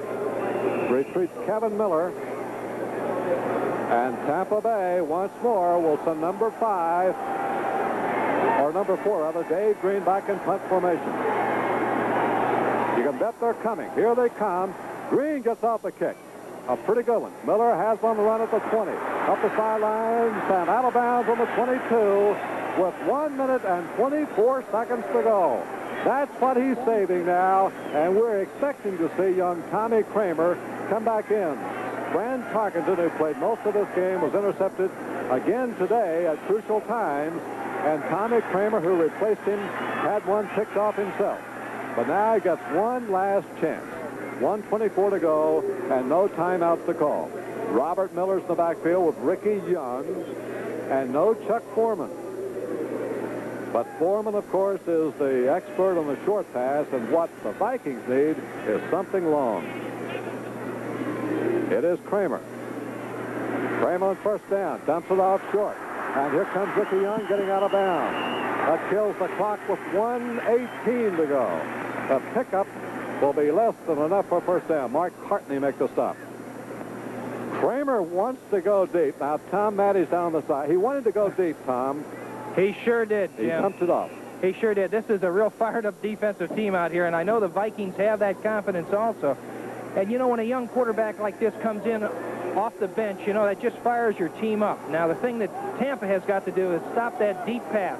You can see them dropping back in their deep formation here. It's a zone defense. What they're trying to do, the ball is thrown up just a little high, almost another interception for Tampa. That's the same pattern, Tom, they used a moment ago. The wide receivers down the side, and then he brought the tight end, Bob Tucker, on a deep post pattern up the middle. That one just went a little bit too strong. Just a little strong, but what they're trying to do is Tampa is dropping back in their 3-deep zone down here. You can see it on the field, which is great coverage. I wish I could do a game down here all the time. But the thing, they're dropping down, and what the receivers are doing is hooking up in the dead spots in between the zone, trying to get that 1st down, get the good yardage to keep the drive moving.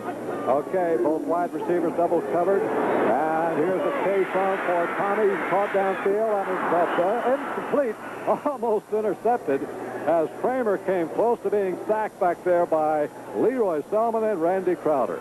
Randy Crowder now in the lineup for Tampa Bay, number 71. The pressure's been great down here.